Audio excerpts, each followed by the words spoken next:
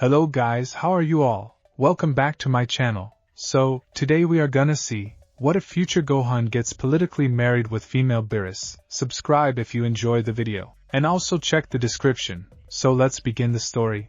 The sun hung low over the ruins of West City, casting long shadows across broken concrete and twisted steel that had become monuments to survival. Future Gohan stood atop what remained of Capsule Corporation's eastern tower, his GI whipping in the wind, one arm raised to shield his eyes from the dying light. Below him, the city breathed. Really breathed, not the hollow wheeze of his youth, but the genuine pulse of reconstruction. Children laughed somewhere in the distance. That sound still caught him off guard sometimes. Your form's improving, but you're telegraphing that left hook. Gohan turned to find Trunks landing beside him, purple hair plastered to his forehead with sweat. The younger Saiyan, though not so young anymore, pushing 30 himself, grinned despite the criticism embedded in his words. Sparring with Trunks had become ritual. Daily. Sacred, almost. I know. Gohan's voice carried the weight of 1,000 training sessions. Old habits. When you've only got one arm, you compensate. The body remembers even after. He flexed his left arm. The one that shouldn't exist. The one Bulma had spent 3 years engineering from Saiyan's cellular samples and technology that shouldn't have been possible. It worked. Mostly. The key pathways still felt foreign sometimes, like wearing someone else's glove. You're thinking too much again. Trunks dropped into a fighting stance. Come on. One more round before dinner. Mom's making. The sky split open. Not metaphorically. Not gradually. One moment the sunset painted the horizon in shades of amber and crimson, and the next, reality cracked like glass struck by a hammer. Purple light spilled through the fissure, and the air pressure changed so suddenly that Gohan's ears popped. Trunks stumbled backward. What the? Gohan's hand shot out, steadying his friend while his eyes tracked the phenomenon. The crack widened, stretched, became a portal of swirling energy that made his Saiyan instincts scream warnings in a language older than words. Power radiated from that opening. Not malevolent, but vast, incomprehensible. The kind of energy that made the android threat feel like a childhood nightmare compared to waking reality. A figure emerged, tall. Blue skin. White hair styled in a way that suggested both careful attention and complete indifference to mortal fashion sensibilities. Robes that probably cost more than rebuilding West City. A staff that hummed with power Gohan could feel in his bones. Whis. The name left Gohan's mouth as recognition and question simultaneously. The angel smiled, and something about that expression made Gohan's stomach drop. It was the smile of someone delivering news that would change everything. He'd seen that smile before, on Piccolo's face, seconds before revealing that Gohan carried Saiyan blood. On Bulma's face, the day she'd explained the time machine's success. Master Gohan. Whis descended with the grace of falling snow that somehow defied gravity's pull. And young Trunks. How fortuitous to find you both together. It saves me a second trip. Trunks powered up reflexively. Blue aura flickered around him, Super Saiyan energy crackling at the edges of his control. What's happening? Is Earth in danger again? Danger? Whis tilted his head, considering the word like a foreign concept. No, not danger precisely. Though I suppose the answer depends entirely on one's perspective and tolerance for dramatic life changes. Gohan's heart rate accelerated. He kept his breathing even, channeling lessons learned from both Piccolo and his father. Stay calm. Assess. React when you have information, not before. Why are you here, Whis? Straight to business. I appreciate that quality in mortals. Whis tapped his staff against the ruined tower's surface. The metal rang like a bell, the sound carrying far longer than physics should allow. Tell me, Gohan, what do you know of the divine hierarchy? The structure that governs this universe and the 12 others? Supreme Kais watch over creation. Gods of destruction maintain balance by destroying. Angels serve as attendants and trainers. Gohan's mind raced through conversations with King Kai, fragmented memories of explanations about cosmic order that had seemed theoretical. Distant. You serve Lord Beerus. Very good. You've been paying attention. Whis' smile widened fractionally. And what do you know of Lord Beerus specifically? Gohan exchanged glances with Trunks. The other Saiyan's confusion mirrored his own. The god of destruction of Universe 7 sleeps for decades at a time. Has the power to erase planets with a thought. Beyond that. He shrugged. Why would a mortal need to know more? An excellent question. With an answer you're about to receive whether you want it or not. The casual delivery of that statement sent ice down Gohan's spine. He'd fought androids. Survived apocalypse. Led humanity's remnants through years when hope felt like a comfortable lie people told themselves before sleep.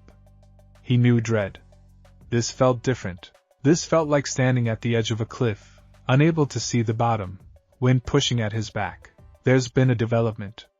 Whis began walking along the tower's edge, staff clicking against metal with each step. Multiple developments, actually, cascading across several universes. You see, the balance that has existed for eons is shifting. The Kais, those who create and guide, have experienced a schism. Some believe the gods of destruction have become too powerful, too independent, that the balance has tipped too far toward entropy. A rebellion? Trunks' voice carried disbelief. Gods are rebelling against other gods, rogue Kais to be precise. Not all, but enough to cause significant concern among the divine hierarchy. Whis stopped walking, turning to face them both. The sunset painted his features in shades of blood and shadow. When immortal beings of immense power disagree, the consequences ripple across reality itself. Planets, galaxies, entire timelines hang in the balance. Gohan's fists clenched involuntarily. What does this have to do with Earth? With us? Everything and nothing. You see, the Grand Priest, father of all angels, second only to Zeno himself, has decreed that the bonds between mortals and deities must be strengthened, that the gods of destruction, who have existed in relative isolation, must forge connections with the worlds they're tasked to balance. Connections that cannot be easily severed or ignored. The wind picked up. Somewhere below, that children's laughter had stopped. Political marriages. The words emerged from Gohan's mouth like a curse. Like prophecy. You're talking about political marriages. Whis' expression transformed into something resembling genuine surprise. My. You are perceptive. Yes, exactly that. Unions designed to create unbreakable ties between the divine and mortal realms. A god of destruction bound to a mortal champion. A partnership that benefits both parties while ensuring neither can afford to see the other's domain suffer. Trunks stepped forward. That's insane. You can't just. Lord Beerus is to be married. Whis continued as if Trunks hadn't spoken. The decree was issued 3 days ago by the Grand Priest himself. No god of destruction may refuse. The question isn't whether the marriage will happen, but who the partner will be. Silence fell like a guillotine blade. Gohan's mind worked through implications at speeds that would have made Bulma proud. Political marriage. Divine decree. Was coming here specifically. The pieces assembled themselves into a picture he desperately didn't want to see. No. Single syllable. Absolute denial. I'm afraid Lord Beerus shares your enthusiasm for the arrangement. Which is to say, none whatsoever. Whis' tone carried something that might have been sympathy if angels were capable of such mortal emotions. However, you must understand the position. Lord Beerus, or rather, Lady Beerus in this universe's iteration, requires a mortal partner of exceptional strength, character, and importance to Universe 7, someone whose protection would ensure Earth's cooperation. Someone who could, theoretically, stand beside a god of destruction without being immediately vaporized. There are other fighters. Gohan's voice came out strangled. Stronger fighters. If the other universes still have their, but they're not in Universe 7, and cross-universe marriages would solve nothing about internal stability. Whis tapped his staff thoughtfully. Besides, you misunderstand. This isn't about raw power, though you possess considerable strength. It's about what you represent. You saved this Earth. Rebuilt it from ashes. Led humanity through its darkest period and emerged as the symbol of hope for an entire world. I'm not a symbol. I'm a person who did what needed doing. That's precisely why you're perfect for this. Whis moved closer, and for the first time, his expression grew serious. Grave. Gohan, I won't pretend this is fair. Life rarely is, as you know better than most. But consider what's at stake. If the rogue Kais succeed in destabilizing the divine order, Universe 7 falls into chaos. The destruction won't be random or balanced, it will be absolute.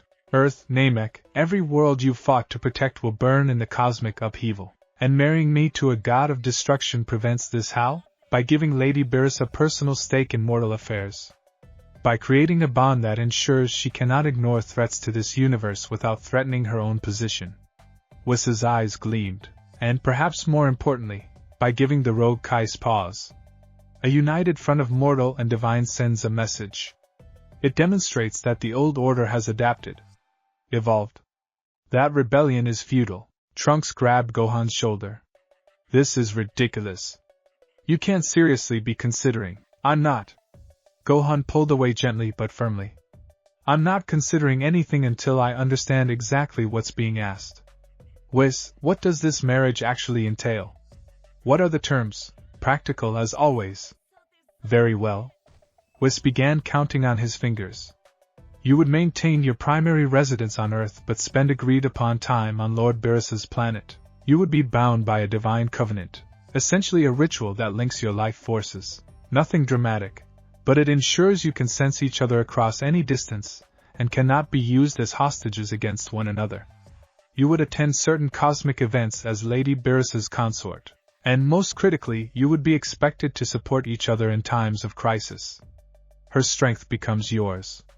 Your cause becomes hers. For how long? Until the crisis is resolved. Or, Whis paused delicately. Until death, whichever comes first. Though given Lady Beerus's immortality and your Saiyan physiology, that's rather theoretical. Gohan's laugh came out harsh. Bitter. So forever. You're asking me to marry a god I've never met for the rest of my life to prevent a war between other gods that I didn't know existed until 5 minutes ago. When you phrase it that way, it does sound rather unreasonable. Whis smiled slightly. But yes, essentially. The sun had finished setting. Stars emerged overhead, pinpoints of light in the gathering darkness. Gohan stared at them, thinking about his father. Goku would have found this funny, probably. Or exciting. A chance to fight alongside a god of destruction, to experience divine power firsthand. His father had lived for challenges that broke normal limitations. But Gohan wasn't Goku. He'd never wanted to be. I need time to think. Of course. Whis nodded, as if he'd expected nothing less. You have until dawn. The ceremony must be arranged quickly, and Lady Beerus is not patient by nature. I should warn you, refusing will have consequences. Not punishment, precisely, but the Grand Priest will be forced to select another candidate. Someone less suitable. Someone whose connection to Earth is less absolute. The implication hung unspoken. Refuse, and someone else bears the burden. Someone who might not protect Earth as effectively. Someone who might fail. The oldest trick in Gohan's personal book of manipulation. Threaten the people he loves, and watch him fold. That's not fair.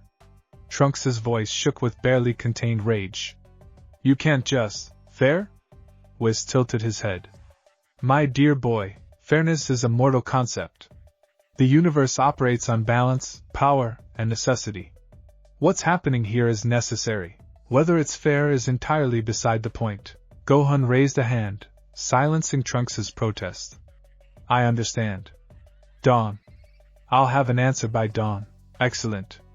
I'll return then. Whis began walking backward toward his portal, which had remained open throughout the conversation, swirling patiently. Oh, and Gohan?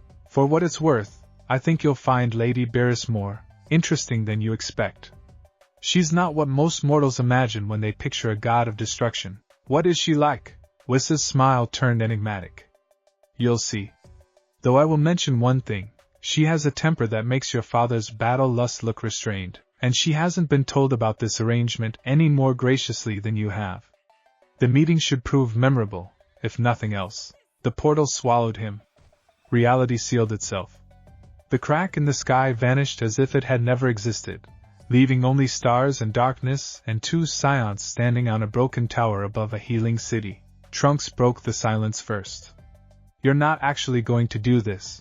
I don't know, Gohan, this is insane. Marrying some god you've never met? Being bound for life? There has to be another way, is there? Gohan turned to face his oldest friend, his student, his brother in all but blood. Tell me what other way exists that doesn't risk everything we've built. Everything we've sacrificed for. That's not the point. That's exactly the point. Gohan's voice came out tired. So tired. It's always the point. Someone has to stand between Earth and whatever threat emerges. Someone has to make the hard calls. I've been making them since I was 13 years old, Trunks. This is just another one. No. Trunks grabbed his shoulders, forcing eye contact. No, it's not. Fighting androids, protecting the planet, training the next generation, those were choices you made. This is someone else forcing your hand. Using your love for Earth as leverage. Can't you see the difference? Gohan saw it. Of course he saw it. He'd spent his entire adult life analyzing threats, weighing options, calculating acceptable losses. He understood manipulation when it was happening to him. That didn't change the fundamental equation. Come on. He pulled away gently. We need to talk to the others. They deserve to know what's happening. They flew to Capsule Corporation's rebuilt headquarters in silence. Gohan's mind spun through scenarios, possibilities, outcomes. Marriage to a god of destruction. The phrase sounded absurd even in his internal monologue. Gods existed on a different plane of reality. They weren't people you married. They were forces of nature wearing humanoid shapes. What did you even say to a deity? How did you negotiate with someone who could erase you from existence with a thought? Bulma waited in the main laboratory, surrounded by holographic displays showing power readings and energy signatures. She looked up as they entered, and her expression shifted immediately from concentration to concern. What happened? You look like someone died. Worse. Trunks collapsed into a chair. Tell her, Gohan. So he did. The whole story, from Whis' appearance to the ultimatum delivered beneath sunset skies. Bulma listened without interruption, her scientific mind visibly processing information, categorizing, analyzing. When he finished, she was quiet for a long moment, then she laughed, high and sharp and utterly humorless. Of course. Of course this would happen. Because why should you get to have a normal life after everything you've been through? She stood, pacing, gesturing wildly. Gods playing chess with mortal lives. It's Vegeta all over again, except this time it's not my husband showing up to threaten the planet, it's angels delivering marriage proposals. The universe has a sick sense of humor. Bulma, don't. She spun to face him. Don't you dare defend this. I've watched you sacrifice everything, Gohan. Your childhood, your arm, your father, any chance at a peaceful life. And now they want what? Your freedom? Your autonomy? The basic right to choose your own partner? I know it's not fair. Fair? This is cosmic extortion. Her voice rose to a shout. They're holding Earth hostage and calling it diplomacy, and if I refuse, someone else takes my place. Someone who might not care as much about protecting this planet. Gohan's voice stayed level, but the effort cost him. I've been thinking about it the whole flight here. Whis was clear, the marriage happens regardless. The only question is whether it's me or someone else. Someone who might view Earth as acceptable collateral damage. Bulma's anger deflated like a punctured balloon. She sank back into her chair, suddenly looking every one of her years. There really isn't a choice, is there? There's always a choice. The question is whether I can live with the consequences of refusing. Trunks slammed his fist on the table. This is wrong. There has to be a way to fight this. We've faced impossible odds before and won, against enemies we could punch. Gohan's smile held no warmth. What do you suggest? That I fight the Grand Priest? Challenge divine decree with fists and ki blasts? Even if I could reach that level of power, which I can't, it would accomplish nothing except getting Earth destroyed as punishment for my arrogance. So you just submit? Accept whatever they demand? I accept that sometimes there are no good options, only less terrible ones. Gohan moved to the window, staring out at West City's lights. Somewhere out there, children slept in safe beds, dreaming safe dreams. He'd made that possible. Protected them from nightmares made flesh. I've fought monsters, Trunks. Real ones, genocidal androids who killed for entertainment. You know what I learned? That sometimes victory isn't about winning. It's about choosing which sacrifices you can bear. Silence fell over the laboratory. Holographic displays continued their endless dance of numbers and equations, oblivious to the human drama playing out in their glow. Bulma spoke finally, voice barely above a whisper. What will you do? Gohan watched his reflection in the window glass. Saw a man in his 30s who looked older. Who carried scars no senzu bean could heal. Who'd spent his entire adult life being Earth's last defense against darkness. I'm going to say yes. The words felt like stepping off a cliff. I'm going to marry Lady Beerus. I'm going to forge whatever connection the divine hierarchy demands. And I'm going to pray to whatever gods actually listen that I can survive the experience without losing myself entirely. Trunks made a noise like he'd been punched. Gohan, don't try to talk me out of it. Please. Gohan turned from the window. I know what I'm choosing. I know what it costs. But I also know that if I refuse, someone else pays that price. Someone who might not care about Earth the way I do. I can't allow that. Won't allow it. This is going to change you. Bulma's eyes shone with unshed tears. Being bound to a god, living in their world, it will change who you are. I know. Gohan's voice came out softer than intended. I've been changing my whole life. From the shy kid who didn't want to fight, to the warrior who had no choice, to whatever I am now. One more transformation. One more adaptation to survive. But this is different. You're not adapting to circumstances. You're being forced into someone else's mold. Maybe. Or maybe I'm finally taking control in the only way available. Gohan managed something approaching a real smile. Think about it. A mortal married to a god of destruction. That's access to power, knowledge, and influence we've never had. If I'm going to be used as a pawn in cosmic politics, I might as well try to move myself across the board. Trunks's expression shifted from horror to something else. Understanding, perhaps. Or recognition. You're going to try to manipulate this situation. I'm going to survive it. And if I can turn it to Earth's advantage in the process, all the better. Gohan's Saiyan heritage blazed in his eyes. They want a political marriage? Fine. But they're getting a partner who thinks, plans, and fights for what he believes in. Lady Beerus is about to discover that mortals are more than just weak creatures to be dismissed. Bulma laughed again, this time with genuine mirth. Oh, I almost feel sorry for her. She has no idea what she's getting, neither do I. Gohan's smile turned wry. Whis said she has a temper? That she's not patient. That she wasn't told about this arrangement any more graciously than I was. For all I know, she'll vaporize me the moment we meet. Then you'll deal with that too. Bulma stood, crossing to him, pulling him into a fierce hug. You always do. Somehow, impossibly, you always figure it out. The hours until dawn passed too quickly and not fast enough simultaneously. Gohan tried to sleep but succeeded only in staring at his ceiling, mind churning through possibilities. What did you pack for a wedding to a deity?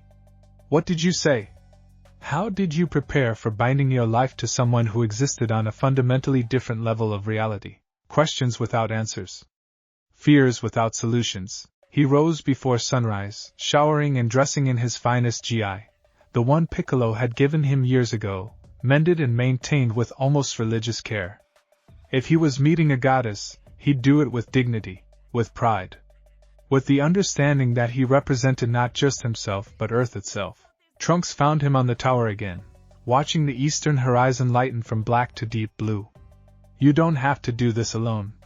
I can come with you. No. Gohan shook his head. This is something I need to face myself. But thank you. For everything. For being here. For trying to find another way. I didn't find anything, neither did I. Which means this is the right choice, or at least the only one available. Gohan turned as the first edge of sun broke the horizon. Take care of Earth while I'm gone. Train the students, protect them. And if something goes wrong, it won't. If something goes wrong, Gohan continued firmly, you know what to do. You've always known. Dawn broke properly. Golden light spilled across the ruined city, painting everything in shades of hope and new beginnings. Ironic, really, that such beauty should mark this particular moment. Reality cracked open again. Purple light, swirling portal, and was emerging with that infuriating smile. Master Gohan. You're ready early. I appreciate punctuality in mortals. I'm ready. The words came easier than expected. I accept the proposal. I'll marry Lady Beerus. Whis' expression flickered with something that might have been approval. Or surprise. Or both. A wise decision. Difficult, I'm sure, but wise. Lady Beerus awaits at the sanctuary world, neutral ground where the ceremony will be prepared. If you'll come with me? Gohan glanced back at Trunks one last time. His friend stood straight, proud, fighting back whatever emotions roiled beneath the surface. They'd been through everything together. Apocalypse. Reconstruction. Training.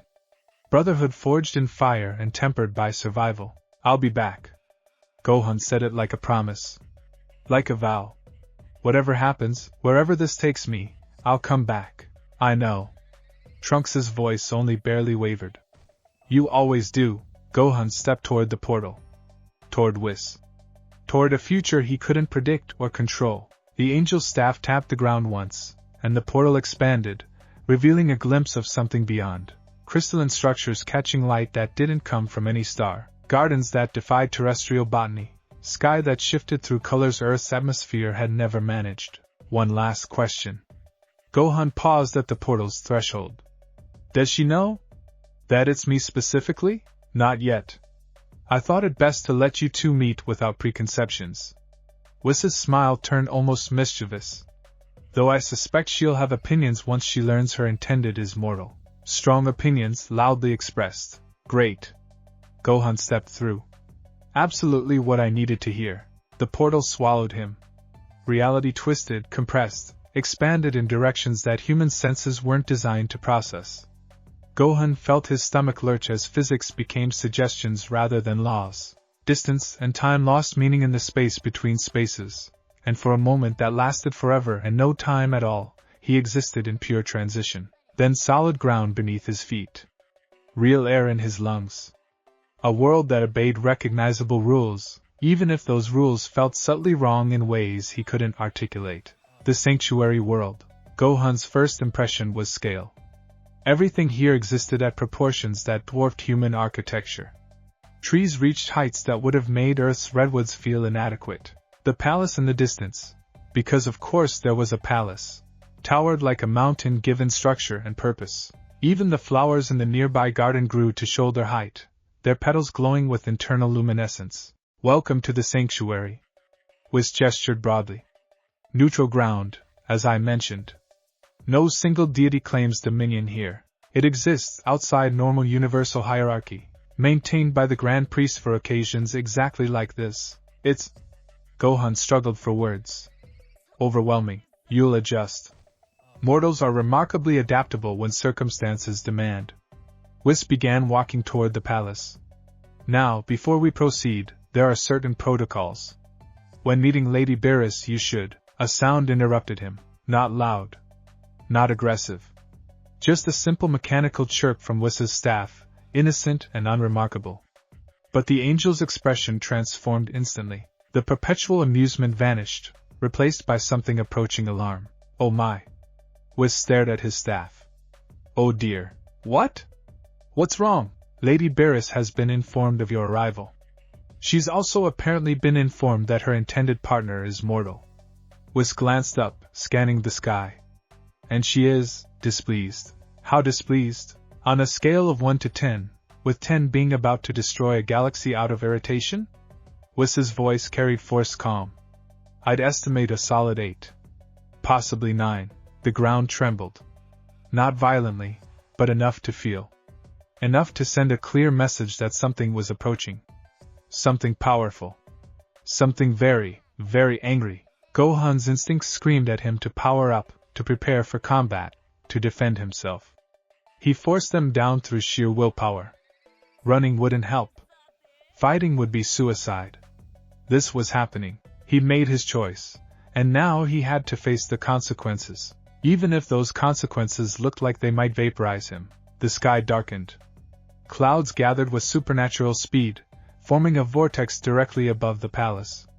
Purple lightning crackled through them, and the temperature dropped 10 degrees in as many seconds. Gohan's breath misted in front of his face despite the planet's previous temperate climate. Perhaps, Whis suggested delicately, you should prepare yourself mentally. First impressions between spouses are rather important, and this particular first impression may involve significant shouting, possibly some property damage. I really should have handled the notification more diplomatically. Too late now. Gohan squared his shoulders, planted his feet, and raised his chin. If he was going to meet his divine fiancée, he'd do it standing tall, facing whatever came, refusing to flinch, because that's what warriors did. Even when the warrior in question was terrified beyond all rational thought. The palace doors exploded outward, not opened. Exploded. Stone and metal vaporized by raw energy, leaving nothing but a smoking hole where an entrance had been. Through that hole emerged a figure wrapped in power so intense it distorted the air itself. Purple aura blazed like solar fire, and Gohan's every Saiyan instinct informed him that he was staring at a predator so far above his weight class that the gap might as well be infinite. Lady Beerus stepped into the light, and Gohan's breath caught despite his best efforts at composure. She was magnificent, and absolutely, undeniably furious. Purple fur covered elegant features that somehow managed to be simultaneously feline and humanoid. Golden eyes blazed with rage that could have melted steel. Her frame was smaller than he'd expected, barely reaching his shoulder. But the power coiled in that compact form made size utterly irrelevant. She wore fitted armor in deep blacks and purples, and every line of her body language screamed barely restrained violence. Which mortal, Lady Beerus's voice carried the weight of collapsing stars, has been chosen to waste my time with this ridiculous farce? Whis stepped forward smoothly. Lady Beerus, if you'd allow me to introduce. I don't want introductions. I want explanations. She turned her glare on the angel. The Grand Priest decrees I must marry? That I, a god of destruction, must bind myself to some weak, short-lived, pathetic mortal who'll probably die if I sneeze too hard? This is insulting. This is... Her golden eyes locked on Gohan. Silence fell like a hammer. Lady Beerus stared. Gohan stared back, refusing to look away, refusing to show fear even as his heart hammered against his ribs hard enough to hurt. They stood frozen, goddess and mortal, while the universe held its breath. Him? Lady Beerus's voice dropped to something more dangerous than shouting. Something quiet and deadly. You expect me to marry him? Master Gohan is Universe 7's greatest mortal warrior. Whis' tone stayed diplomatic. He's saved Earth multiple times, possesses significant combat ability, and represents. He has one arm. Actually, I have two now. Gohan surprised himself by speaking. His voice came out steady despite everything. Cybernetic reconstruction. Fully functional. Lady Beerus's eyes narrowed. You dare interrupt me? You were talking about me like I wasn't here. Seemed rude not to correct the misunderstanding.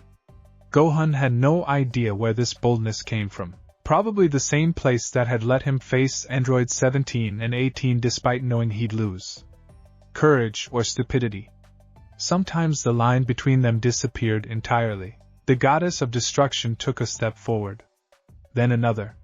She moved with predatory grace, circling Gohan like he was prey to be evaluated. He felt her gaze like physical pressure, assessing, judging, finding him inevitably wanting. Whis tells me you're strong. Her voice carried skepticism thick enough to cut. Prove it. What? Prove it. Lady Beerus's aura flared. If I'm going to be bound to some mortal for this farce, I want to know exactly what I'm getting. So fight me. Show me you're worth even a fraction of my attention. This was insane. Fighting a god of destruction as a marriage interview. But looking at Lady Beerus's expression, at the challenge blazing in those golden eyes, Gohan understood something fundamental. She wasn't going to respect weakness. Wasn't going to accept platitudes or diplomatic niceties. She was a warrior, a destroyer, someone who understood power and respected strength. So he'd give her strength. All right. Gohan dropped into a fighting stance. But don't blame me if I surprise you. Lady Beerus's smile was all teeth and threat. Mortal, I very much doubt you're capable of surprising a god. Dawn fully broke over the sanctuary world, painting everything in shades of gold and promise. And in that beautiful light, future Gohan prepared to fight the being he was meant to marry. It was, he reflected distantly, the strangest morning of his entire life. And that was saying something. The first strike came faster than thought. Lady Beerus moved and Gohan's eyes couldn't track it. One moment she stood 10 feet away, the next her fist occupied the space where his head had been. Only instinct saved him, pure Saiyan battle sense screaming danger before his conscious mind registered the threat. He twisted. Her knuckles grazed his cheek. The air pressure from that near miss felt like being slapped by a hurricane. Too slow. Her voice came from behind him now. Gohan spun, raising his guard, but she was already gone. A kick hammered into his ribs from the left. He blocked, barely, and the impact sent shockwaves through his cybernetic arm. Warning signals flashed across his nerve endings. Stress limits approaching critical thresholds. One exchange. She'd nearly broken him in one exchange. Disappointing. Lady Beerus appeared in front of him, arms crossed, not even breathing hard. Is this really Universe 7's champion? I've fought asteroids with more. Gohan surged forward. No transformation. No power-up. Just movement honed by years of fighting enemies who'd murdered everyone he loved. He closed the distance and threw a combination. Jab, cross, hook, uppercut. Each strike flowing into the next with precision that would have made Piccolo proud. Lady Beerus blocked everything. Casually. Like swatting away mosquitoes. But her eyes widened. Just fractionally. Better. She caught his wrist mid-punch. You actually know how to fight. Not just brawl, but fight. Interesting. She threw him. Gohan sailed backward, hit the ground, rolled, came up already moving. His ki flared. Not Super Saiyan, not yet, just his base power pushing limits. And he launched himself at her again. This time he mixed in ki blasts. Small ones, rapid fire, forcing her to acknowledge them while he closed distance. She batted the attacks away like annoying flies. Pathetic energy. Is that really the best? Gohan's knee caught her in the stomach. Not hard enough to hurt. Not even close. But enough to make contact. Enough to prove he could reach her. Lady Beerus looked down at where his knee pressed against her armor. Then up at his face. Something flickered in those golden eyes. Surprise? Respect? Murderous intent? Hard to tell with gods. You're fast. Her voice carried a different quality now. Assessment rather than dismissal. For a mortal. Your technique is refined. Economy of movement. No wasted energy. Her grip tightened on his wrist.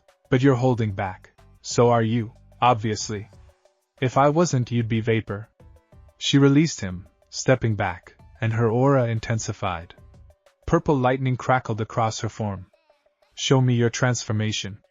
The one your race is famous for. I want to see if the legends hold any truth.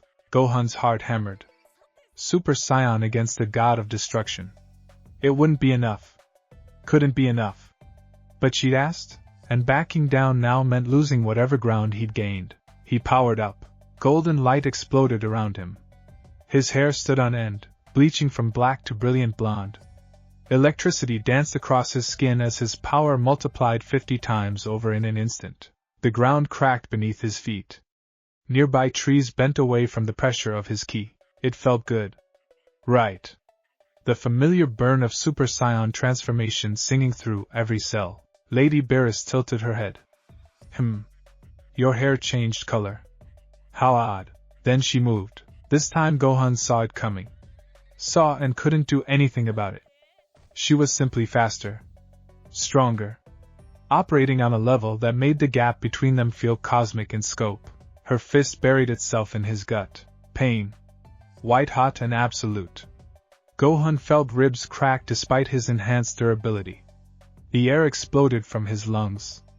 His vision went white, then red, then started to gray at the edges. He refused to fall. Legs shaking. Blood in his mouth. But standing. Still standing. Impressive.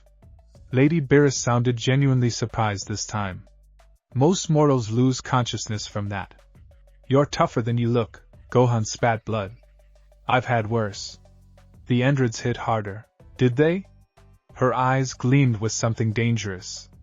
Then you won't mind if I increase the pressure. She vanished. Impacts rained from every direction. Fists, feet, elbows, knees, a storm of strikes too fast to track individually. Gohan's guard shattered. His defenses crumbled. He took hits to the ribs, the jaw, the kidneys, places that made his enhanced physiology scream in protest. But he didn't fall, couldn't fall, because falling meant admitting defeat. Meant showing weakness to someone who only respected strength. Meant losing before the game even started. So Gohan did what he'd always done when outmatched. He adapted. The pattern emerged through the pain. Lady Beerus was testing him, not trying to kill him. Each strike calibrated to push limits without breaking them entirely. She wasn't just fighting, she was evaluating, measuring his durability, his pain tolerance, his refusal to quit, which meant he could give her something to measure. Gohan caught her next punch, barely. His hand trembled from the impact, bones grinding together, cybernetic systems screaming overload warnings. But he caught it, held it, and threw a counterpunch with his free hand that actually forced her to block. There! Lady Beerus's laugh rang out like bells made of violence. There's the fire! I can see it now. Why was chose you? She kicked him through 3 crystalline trees. Gohan crashed through them like a meteor, bark and wood exploding into splinters that rained down like shrapnel. He hit the ground, bounced, skidded, finally stopped in a crater of his own making. Everything hurt. Everything. His healing factor was already kicking in. Saiyan physiology knitting bones and sealing cuts. But the damage accumulated faster than he could repair. This wasn't sustainable. He'd lose. Obviously. Inevitably. But not without making her work for it. Gohan climbed to his feet. Powered up further. Pushed Super Saiyan to its absolute limits, golden aura blazing so bright it hurt to look at.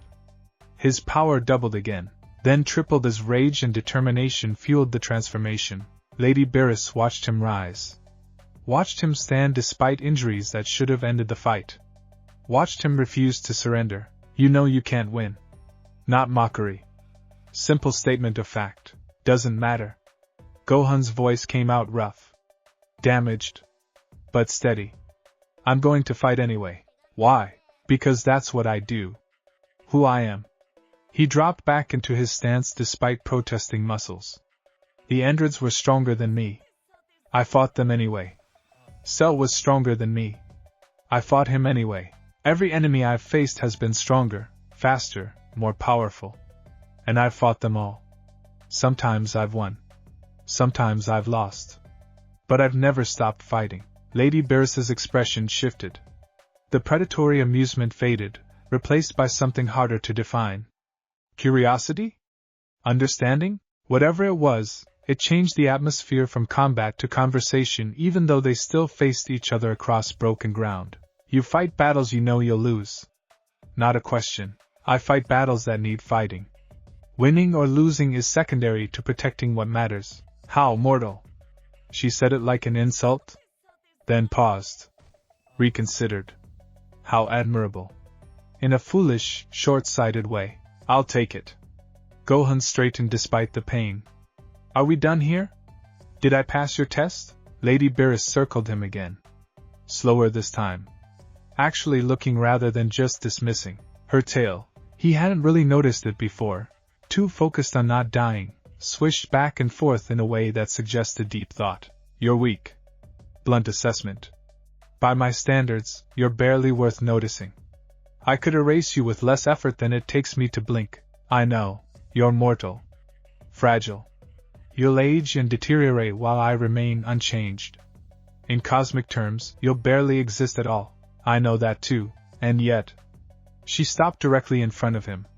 Golden eyes boring into his. You stood up. Kept fighting. Didn't beg or plead or try to bargain. Just fought.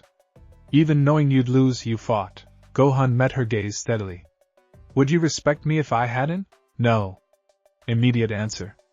I'd have vaporized you for wasting my time. Then I made the right choice. Silence stretched between them. Tense. Evaluating. Gohan's Saiyan instincts still screamed that she was dangerous, that he stood in the presence of a predator who could end him casually. But something else had emerged beneath the danger. A strange current of mutual understanding between two beings who'd built their lives around combat and duty. Lady Beerus's aura finally dissipated. The oppressive weight of her power withdrew, leaving only residual energy crackling across her form. "You're still disappointing. But less disappointing than I expected. Barely acceptable, really. High praise from a goddess, I'm sure." Her eyes narrowed. "Was that sarcasm?" "Little bit. She turned away, walking toward where Whis stood observing with that infuriating smile. "I suppose if I must be bound to a mortal, at least this one has a spine. Most of your kind fold immediately when faced with divine power.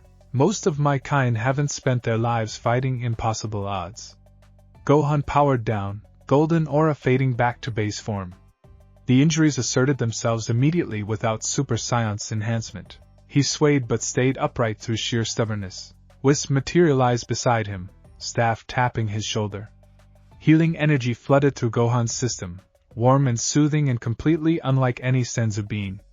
His broken ribs knitted. His bruises faded. Even the cybernetic arm's damage repaired itself as if it had never happened. "Thank you?"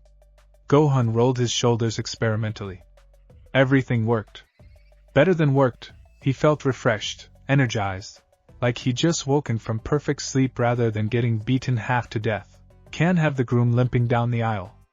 Wiss's cheerful tone made the statement sound almost reasonable. "Lady Beerus, your assessment?" The goddess of destruction had moved to the palace gardens, examining flowers that glowed with internal luminescence. She plucked one absently, twirling it between her fingers. "He's weak but persistent, mortal but brave. Annoying but..." She paused. Frowned. "Not entirely worthless. I'll have that engraved on my tombstone." Gohan couldn't help himself. The sarcasm was a defense mechanism, ingrained from years of coping with impossible situations through humor. Lady Beerus shot him a look that could have curdled milk. "You have a sharp tongue for someone I could disintegrate. Empty threats lose impact through repetition." "Who said it was empty?" Gohan shrugged. "If you were going to kill me, you'd have done it already. The fact that we're still talking means you're at least considering this arrangement seriously." Her tail lashed. Once. Sharply.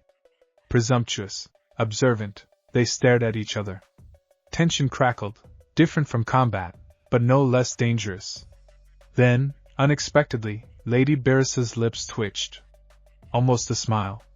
"Almost. You really are annoying. I've been told." "By whom?" "Everyone I've ever trained. My friends. Probably my father, though he's been dead for years so I can't confirm." Gohan walked toward the garden, ignoring protesting muscles that Wiss's healing hadn't quite addressed. Exhaustion pulled at him, the kind that came from pushing past limits repeatedly. "Look, I know neither of us wants this. You've made your feelings abundantly clear. I have my own reservations about marrying a deity who could vaporize me for annoying her. But we're both stuck in this situation whether we like it or not." Lady Beerus crushed the flower she'd been holding. Petals disintegrated to ash.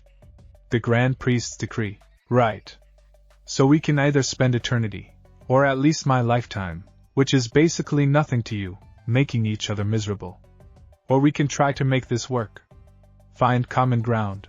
Build something functional if not exactly romantic." "Functional." She said the word like it tasted bad. "How romantic? I'm a realist, not a poet." Gohan stopped beside her, looking out over gardens that defied Earth's botany with their alien beauty. "I'm not going to pretend this is some fairy tale where we fall madly in love at first sight. You're a god of destruction. I'm a mortal warrior. We exist in completely different worlds. But maybe that doesn't have to be entirely negative." "Explain." "You wanted to know if I was worth your time. I wanted to know if you'd immediately kill me for breathing wrong. We've both gotten partial answers." Gohan gestured at the broken trees, the craters, the general destruction their brief spar had caused. "Now maybe we can move forward. Learn about each other. Figure out how this arrangement benefits us both rather than treating it like a punishment." Lady Beerus studied him with an intensity that made his skin prickle. Those golden eyes saw too much. Peeled back layers. Evaluated not just his words but the intent behind them. "You're trying to manage me." Her voice carried dangerous amusement. Like I'm some problem to be solved rather than a deity to be worshipped. I'm trying to survive you. Gohan met her gaze without flinching. There's a difference. Worship implies devotion born from reverence. What I'm offering is partnership born from necessity and maybe, mutual respect if we can find it. Partners. She tasted the word. Considered it. Equals, not equals in power. Obviously. But equals in having a say in how this relationship develops. Equals in deserving basic respect and consideration. Equals in, enough. Lady Beerus raised a hand. Your moral philosophy is giving me a headache. Though. She tilted her head. I suppose there's logic in what you're saying. As much as it irritates me to admit, I'll take that as progress. Don't push your luck. Whis cleared his throat delicately. Both of them turned to find the angel watching with barely concealed amusement. While this has been fascinating, truly, I should have brought snacks. We do have a schedule to maintain. The ceremony must be prepared. Guests must be notified. And you both need to be briefed on the covenant ritual itself. Guests? Gohan's stomach sank. How many guests?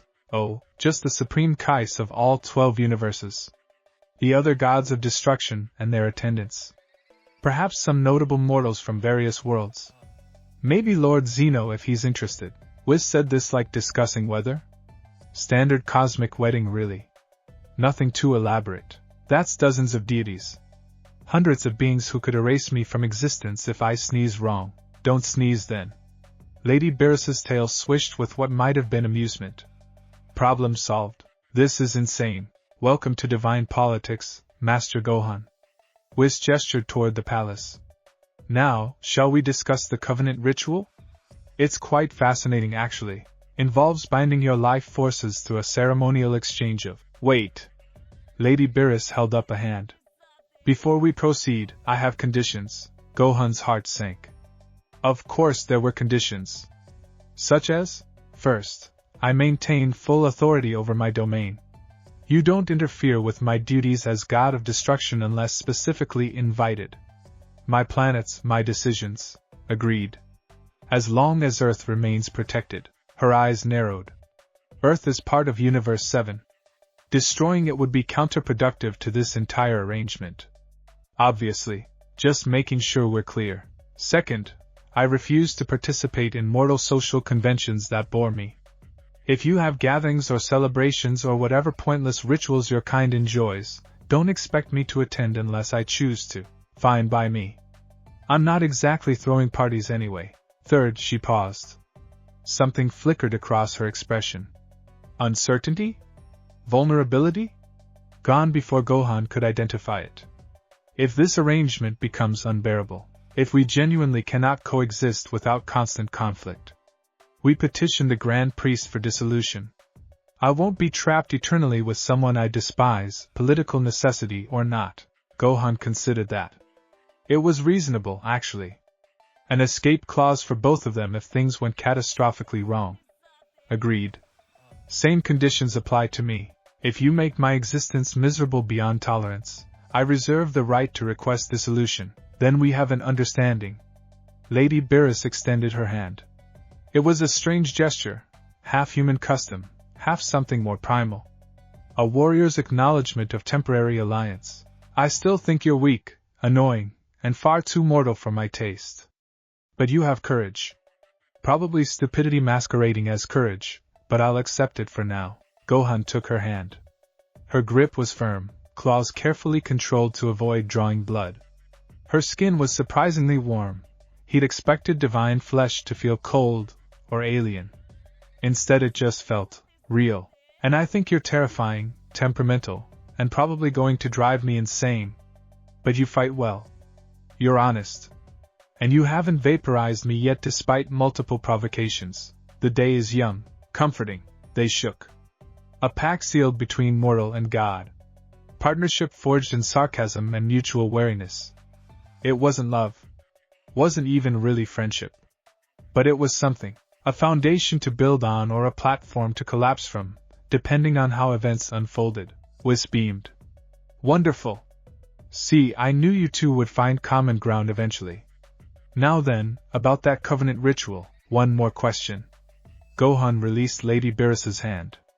What do I call you? Lady Beerus feels formal for someone I'm about to marry. Goddess feels like I'm worshipping. Just Beerus seems insufficient. Lady Beerus's expression did something complicated. My name is Beerus. That's sufficient. I don't need titles or honorifics or flowery language. We're to be bound, use my name, Beerus. Gohan tested it. The syllables felt strange on his tongue, too casual for addressing a deity. But if she'd given permission... All right. Then you can call me Gohan. Just Gohan. Not mortal or weak creature or whatever other dismissive terms come to mind. I make no promises about the dismissive terms. You're very easy to dismiss, and yet you're still talking to me. Her tail lashed again. Because divine decree demands it. Sure. That's definitely the only reason. They glared at each other. Then, impossibly, Beerus's lips twitched upward. Not quite a smile. But close. Closer than Gohan had expected to see. You really are insufferable. I've been working on it for years. Practice makes perfect. Whis coughed politely. If you're quite finished antagonizing each other, we really must proceed. The ceremony is in 3 days. That gives us very little time to prepare you both. Explain the covenant. Arrange your respective attendants, and 3 days? Gohan's voice cracked slightly. That's practically no time at all. Divine weddings move quickly when the Grand Priest mandates them. Whis tapped his staff. Now, the covenant ritual itself involves several components. First, the ceremonial exchange of life force. This creates a permanent bond that allows you to sense each other across any distance, share power in times of crisis, and ensures neither can be used as leverage against the other. Death of one partner weakens but doesn't kill the other, though I'm told the experience is quite unpleasant. Unpleasant how? Beerus demanded. Reports vary. Some describe it as feeling half of yourself being torn away. Others compare it to losing a limb you didn't know you had. Regardless, it's deeply uncomfortable and creates strong incentive to keep each other alive. Gohan's head spun. Binding his life force to a god of destruction. Sensing her across the universe. Sharing power.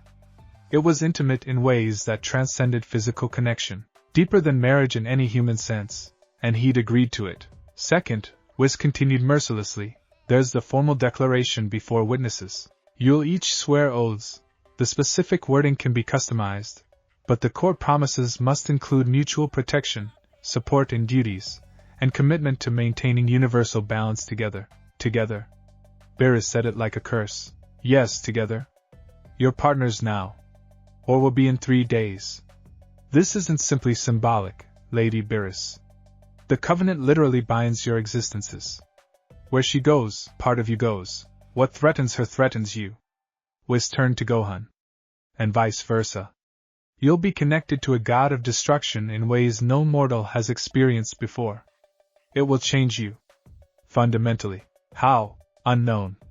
Each covenant manifests differently based on the individuals involved. Some partners develop enhanced abilities. Others gain access to divine ki. A few have even achieved partial transformation into god forms through extended exposure. Whis smiled. You're venturing into unprecedented territory. How exciting, exciting, Gohan repeated flatly. That's one word for it. Beerus had gone very quiet. Her tail hung still, and her expression had shifted from irritation to something more complex. Worry? Fear? No, gods of destruction didn't fear. But uncertainty, perhaps, the recognition that she too was stepping into unknown territory. This bond, she said carefully, it cannot be broken, only by death or Grand Priest decree. Which amounts to the same thing really, as convincing the Grand Priest to dissolve a divine covenant is notoriously difficult. He's rather invested in making these arrangements permanent. Of course he is. Beerus's claws flexed. Binding gods to mortals. Forcing connections across impossible divides. What is he trying to achieve? Stability, one assumes. Or perhaps he simply enjoys the chaos. Whis gestured toward the palace. Regardless, the decree stands. So shall we proceed with preparations? Master Gohan needs appropriate attire. Lady Beerus, your ceremonial armor requires adjustments. And both of you need coaching on divine wedding protocol. Trust me, you don't want to accidentally insult a Supreme Kai during the ceremony. Can I vaporize them if they're already insulted? Beerus asked with what sounded like genuine curiosity. Technically, yes. Politically inadvisable. Politics. She spat the word. I'm a destroyer, not a diplomat. And I'm a warrior, not a groom. Gohan rubbed his temples. But here we are. Might as well embrace the madness. They followed Whis into the palace. Gohan's last glimpse of the outside world showed broken trees, craters, and scattered flower petals painting the garden in chaos. Fitting metaphor for his life really. Beautiful destruction marking every major transition. Inside, the palace exceeded even his expanded expectations.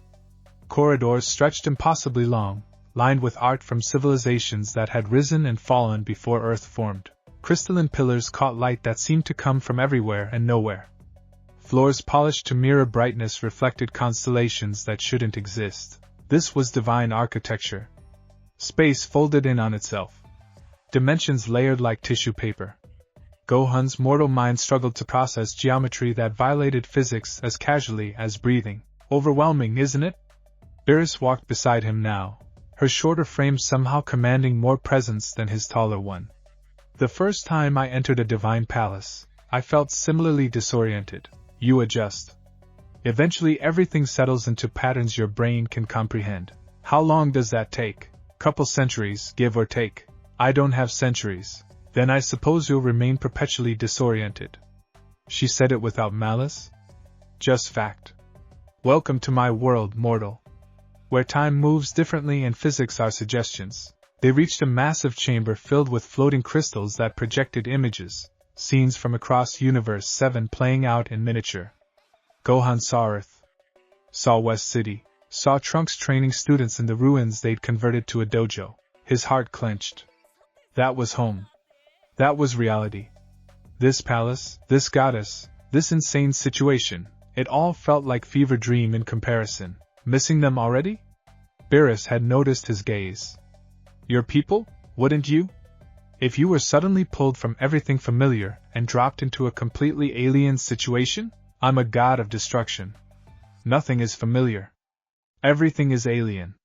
I exist outside your concept of home. But something in her tone suggested that wasn't entirely true, though I suppose I understand the principle. Even gods have preferences. Comforts. Things we return to. Like what? She hesitated. Then pointed to one of the floating crystals. It showed a small planet covered in purple clouds. That's my world. Where I sleep between assignments. Where Whis brings me meals I actually enjoy rather than just tolerate. It's not home in your mortal sense. But it's mine. Gohan looked at the planet. Tried to imagine spending eternity there, drifting between consciousness and sleep, waking only to destroy. What kind of existence was that? Lonely. Isolated. Powerful beyond measure but disconnected from everything mortals valued. Must be hard. He said it quietly. Being that powerful. That alone. Beerus's head snapped toward him. I'm not alone. Whis is there. Whis is your attendant. Your trainer. But is he your friend? Friends are mortal concepts. That's not an answer. They stared at each other across the chamber. Gohan saw something shift in her expression, walls lowering fractionally, defenses acknowledging that maybe this mortal saw more than she'd expected. I don't have friends. Beerus spoke carefully, each word measured. I have duties. Responsibilities. A role to fulfill that precedes and supersedes personal connection. That's what it means to be a god of destruction. Sounds lonely. It's necessary. Things can be both. Silence stretched. Whis had conveniently disappeared, leaving them alone in the crystal chamber surrounded by images of a universe they were now bound to protect together. The weight of that responsibility pressed down on Gohan like physical force. Why did you really agree to this? Beerus's question cut through his thoughts. Don't give me the noble speech about protecting Earth. I heard that already. What's your real reason? Gohan considered lying. Deflecting. Keeping his cards close like Piccolo had taught him. But what was the point? This goddess could read power levels, sense emotions, probably see through deception as easily as he saw through glass. So he told the truth. Because I'm tired. The admission felt like defeat. Like weakness. But also liberating. I've been fighting since I was 5 years old. Protecting Earth since my father died when I was 10. Leading humanity through apocalypse since my teens. I'm 33 years old, and I feel ancient. Every day is another battle. Another crisis. Another impossible situation that needs my strength to resolve. He gestured at nothing. Everything. This arrangement? It's another burden. Another weight. But maybe, it's also a chance to not carry everything alone anymore. You're a god of destruction. You have power I can't comprehend. And as much as I hate being forced into this, as much as I resent divine decree manipulating my life, part of me is relieved. Because for once, maybe I won't be Earth's only defense. Maybe I'll have a partner strong enough that I can breathe without worrying everything will collapse. Beerus listened without interrupting. When he finished, she was quiet for a long moment. Then, you're more honest than I expected. Most mortals lie beautifully when confronted by divinity. I don't have the energy to lie anymore. Her tail swished thoughtfully. I can respect that. Truth, even uncomfortable truth, is preferable to pretty deception. What about you? Gohan turned the question around. Why agree to this? You're powerful enough to refuse. Strong enough that even the Grand Priest might hesitate to force your hand. So why accept? Beerus's expression closed off immediately. Walls slamming back into place. Because divine decree is absolute. Even gods must obey. I don't believe you. Her eyes flashed dangerously. Excuse me? You don't strike me as someone who does anything purely out of obligation. There's another reason. Has to be, and if there is? Why would I share it with you? Because we're about to be bound for life. Because secrets between partners create problems. Because Gohan paused. Chose his next words carefully. Because maybe you're tired too. Just in different ways. The silence that followed felt fragile. Like crystal poised to shatter. Beerus stared at him with an intensity that made his survival instincts scream. But he held her gaze. Refused to back down. They'd established this pattern already. Meeting strength with strength, honesty with honesty. Whis! Beerus called suddenly. The angel materialized instantly, as if he'd been waiting just beyond perception. Show Gohan to his quarters. We're done here. Of course. Right this way, Master Gohan. Gohan hesitated. He'd pushed too far. Broken whatever fragile understanding they'd been building. Beerus, I didn't mean. I know what you meant. Her voice was cold. Distant. Goddess rather than person. You want honesty? Fine.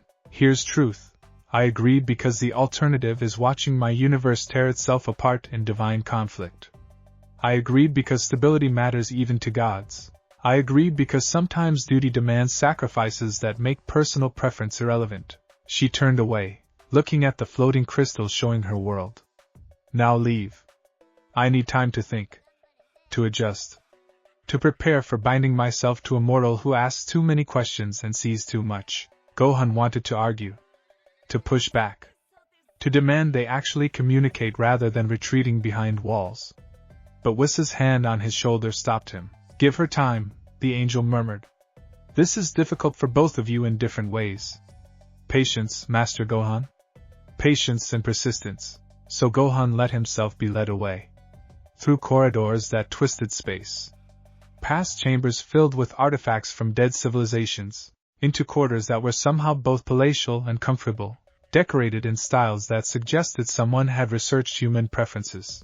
Your rooms until the ceremony, Whis explained. Enchanted to maintain Earth's standard gravity, atmosphere, and temperature. I took the liberty of including a training room, as I suspect you'll want to maintain your regimen. Thank you? Gohan collapsed onto a chair that adjusted to support him perfectly. This is insane. All of this. 3 days ago I was training students and worrying about reconstruction budgets. Now I'm marrying a goddess who could vaporize me for annoying her. Life takes unexpected turns. Whis smiled gently. But I believe you'll find this particular turn more rewarding than you currently imagine. Lady Beerus is complicated. Difficult. Sometimes infuriating, but she's also lonely in ways that few beings understand. You saw that, didn't you? When you said she seemed tired, I saw someone carrying too much weight alone. Gohan stared at his hands. Like looking in a mirror, precisely. You're more alike than either of you want to admit. Whis moved toward the door. Rest now. Tomorrow we begin preparations in earnest. You'll need your strength for what's coming. Whis? Gohan called as the angel reached the threshold. Does this get easier? This whole divine politics thing? Eventually. Or you become numb to the absurdity. Hard to distinguish between adaptation and surrender sometimes. Whis' smile turned knowing. But you're resilient, Master Gohan. You'll survive. Both of you will. Whether you'll thrive, well, that depends entirely on choices you make together. He left. The door sealed with a whisper of displaced air. Gohan sat alone in quarters fit for royalty, surrounded by luxury that felt hollow, contemplating a future that had been decided without his consent. Outside the window, and yes, apparently divine palaces had windows showing impossible vistas, the universe spread in all its glory. Billions of stars. Trillions of lives, all balanced on the knife edge of order versus chaos, creation versus destruction. And somehow, impossibly, he was about to become part of that balance. Gohan laughed. Couldn't help it. The sound came out slightly hysterical, tinged with exhaustion and disbelief. 3 days. 3 days until he married a goddess. 3 days until his life changed in ways he couldn't predict or control. Nothing in his training had prepared him for this. But then, nothing in his training had prepared him for fighting androids either. Or leading humanity through apocalypse.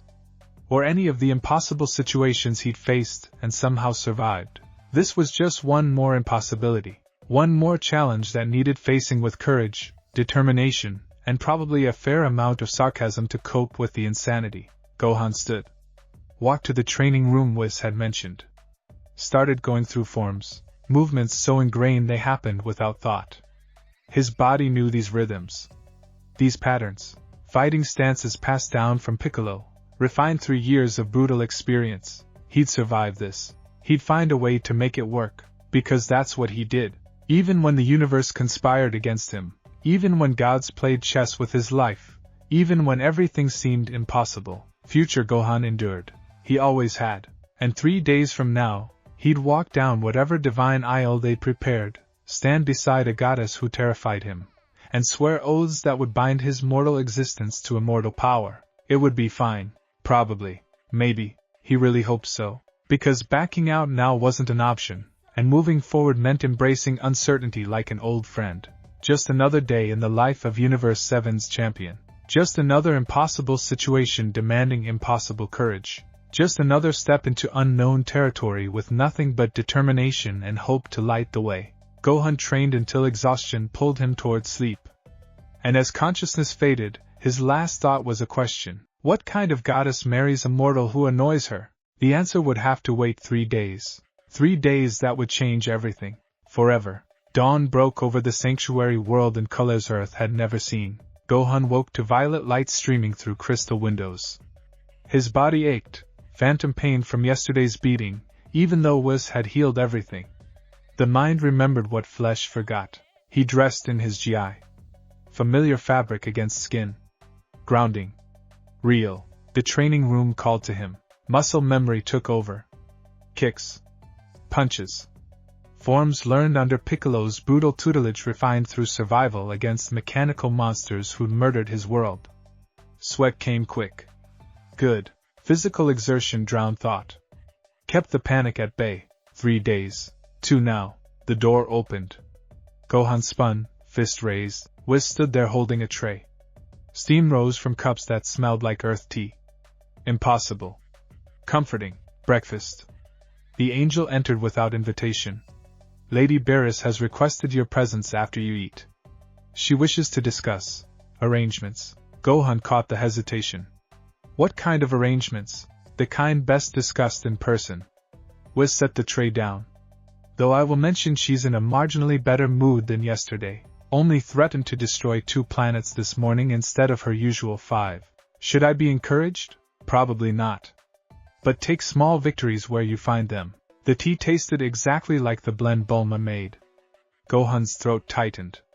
Home felt impossibly distant despite being visible in those floating crystals. He could reach Earth in seconds if he flew hard enough, but the distance wasn't physical, it was existential. Everything had changed. Was changing. Would change. How do you do it? The question escaped before Gohan could stop it. Exist between mortals and gods? Navigate both worlds without losing yourself? Whis tilted his head. Bird-like.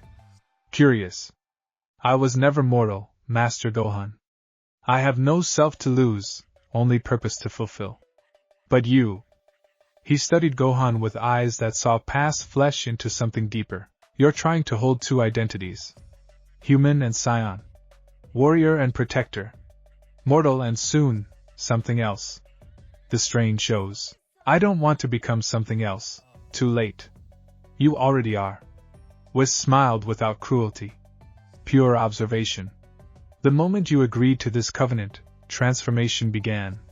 Not physically. Not yet. But spiritually. Existentially. You're becoming a bridge between worlds whether you accept it or not. Gohan's hands clenched around the cup. I just wanted to protect Earth, and you will. But protection requires sacrifice. You've always known this. Whis stood. Lady Beerus awaits in the meditation gardens. North corridor, 7th door on the right. Don't keep her waiting, she's testing your punctuality. He vanished. Literally. Blinked out of existence like he'd never been there. Gohan finished his tea. Drew a breath. Centered himself. Then walked toward uncertainty. The meditation gardens defied description. Plants grew in impossible spirals. Water flowed upward. Gravity suggested itself politely rather than demanding obedience. Colors existed that human eyes shouldn't perceive but somehow did anyway. Beerus sat on a floating stone. Cross-legged. Eyes closed. Purple aura flickered around her like banked fire. She was meditating. A god of destruction meditating. Gohan approached quietly. Didn't speak.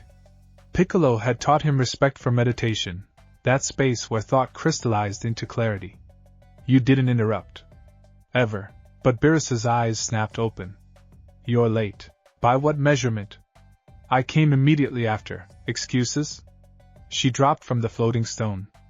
Landed without sound. Punctuality is respect. Being late is declaring your time more valuable than mine. I wasn't given an exact time frame. Gods don't need exact time frames. We expect mortals to anticipate our needs. Her tail swished. Once. But you're new to this, so I'll forgive it. This time. Gohan bit back 10 different retorts. Chose diplomacy. Thank you for your generosity. Her eyes narrowed. Sarcasm? Genuine gratitude with a side of self-preservation. Something flickered across her face. Amusement maybe. Gone too fast to confirm. At least you're learning. Come. Walk with me. She moved through the gardens. Gohan followed. They walked in silence past flowers that sang in colors, trees that breathed music, streams that whispered secrets in languages older than worlds. I spoke with the Supreme Kai last night. Beerus's voice cut through the garden's symphony. About you. About this arrangement. Gohan's stomach dropped. And, he's concerned. Says binding a mortal to divine power is unprecedented. Dangerous. That the covenant might destroy you rather than connect us. She glanced sideways. I told him mortals are more resilient than gods assume. You defended me? I defended my choice. Sharp correction. If I'm being forced into this marriage, I prefer a partner who survives the ceremony. Replacing you would be tedious. Again with the romance. What did you expect? Poetry? Declarations of affection? Beerus stopped beside a tree whose leaves shifted through temporal phases, past, present, future flickering across each branch. We're not mortals fumbling through courtship. We're two beings fulfilling cosmic obligation. Romance is irrelevant. Is it? She turned fully. What? Romance. Affection. Connection beyond obligation. Gohan met her gaze. Held it. We're going to be bound for potentially decades. Centuries if Saiyan longevity applies. You really want to spend all that time with zero emotional connection? I've spent eons alone. Emotional connection isn't necessary. But is it unwanted? Silence crashed between them. Heavy. Loaded. Beerus's claws flexed. You ask dangerous questions. I fight dangerous enemies. Questions seem manageable by comparison. Stop doing that. Doing what? Being. She gestured vaguely. Frustrated. Human. Reasonable. Making me reconsider assumptions I've held for millennia. Gohan felt something shift. Barely perceptible. Like tectonic plates grinding beneath the surface of their interaction. Would it help if I was unreasonable? Yes. No. Maybe. Beerus turned away. I don't know what I want from you, mortal. That's the problem. The Grand Priest decrees we marry. Fine. I accept obligation. But you keep implying we should want more, build more. Be more than duty-bound partners going through motions, and that terrifies you. Her aura flared. Purple lightning crackled. The garden recoiled, plants leaning away, water flowing around her, reality itself flinching. Gods. Don't. Feel. Terror. Each word punctuated by power that made Gohan's bones vibrate. He stepped closer anyway. Then what do you call this? This uncertainty? This anger at being seen? Inconvenience. Liar. Her hand shot out. Grabbed his throat. Lifted him effortlessly. Claws pressed against his jugular, not breaking skin, but promising they could. Her face was inches from his, golden eyes blazing with divine fury that could erase galaxies. I could kill you right now. Whisper soft. Deadly. Squeeze. Watch you die. Tell the Grand Priest you were too weak for the covenant. Find another mortal to marry. Gohan didn't struggle. Kept his hands at his sides. But you won't. So certain? Completely. He forced words through her grip. Because if you wanted me dead, I'd be dead. This is posturing. Testing. Seeing if I'll break. Maybe I just enjoy watching mortals squirm. Maybe. But I'm not squirming. They stayed frozen. Predator and prey. Goddess and mortal. Power imbalance so absolute it felt theatrical. Then Beerus dropped him. Gohan landed. Caught his balance. Rubbed his throat but didn't retreat. You're insufferable. Beerus's voice had shifted. Still angry but underneath, something else. Respect? Curiosity? Anyone else would have begged. Pleaded. Used their last breath to negotiate. I'm not anyone else. No. You're not. She studied him like a puzzle that refused solving. That's why this arrangement might actually work. Or why it will fail spectacularly. Too soon to tell. Gohan's heartbeat slowly returned to normal. Was there a point to the attempted murder besides testing my survival instincts? Yes. Beerus crossed her arms. I wanted to discuss the covenant itself. What happens during the ritual? What you should expect. Whis already explained. Whis gave you the sanitized version. Her tail lashed. The truth is, Messier. When we bind our life forces, you'll feel everything I am. Every eon of existence.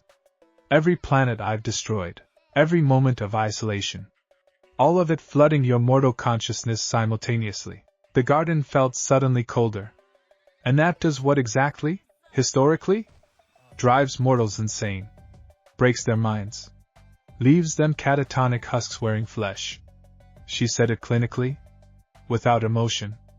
3 attempts at divine mortal covenants in recorded history. All 3 resulted in the mortal partner's complete mental collapse within hours of the ceremony. Gohan's blood turned to ice.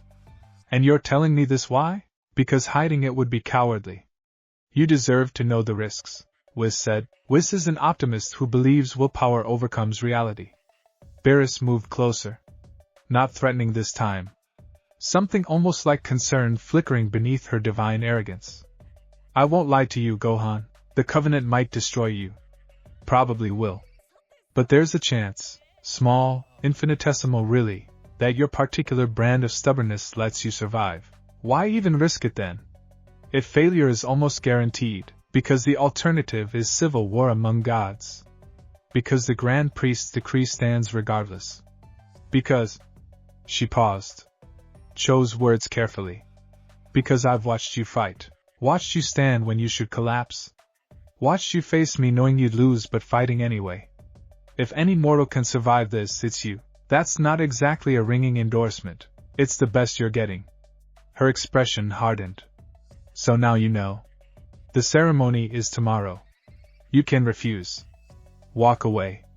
I'll find another mortal to sacrifice on the altar of cosmic politics. Or you can proceed knowing you're probably going to die or worse. Gohan's mind raced. 3 previous attempts. 3 failures. What made him different? What gave him even that infinitesimal chance Beerus mentioned? Then it hit him.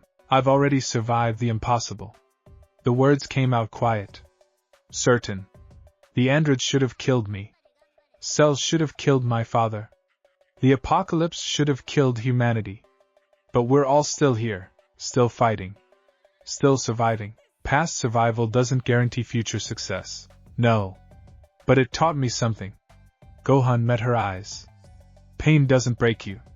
Only surrender does. When you said I'd feel everything you are, every Ian, every destruction, every isolation, you're trying to scare me away.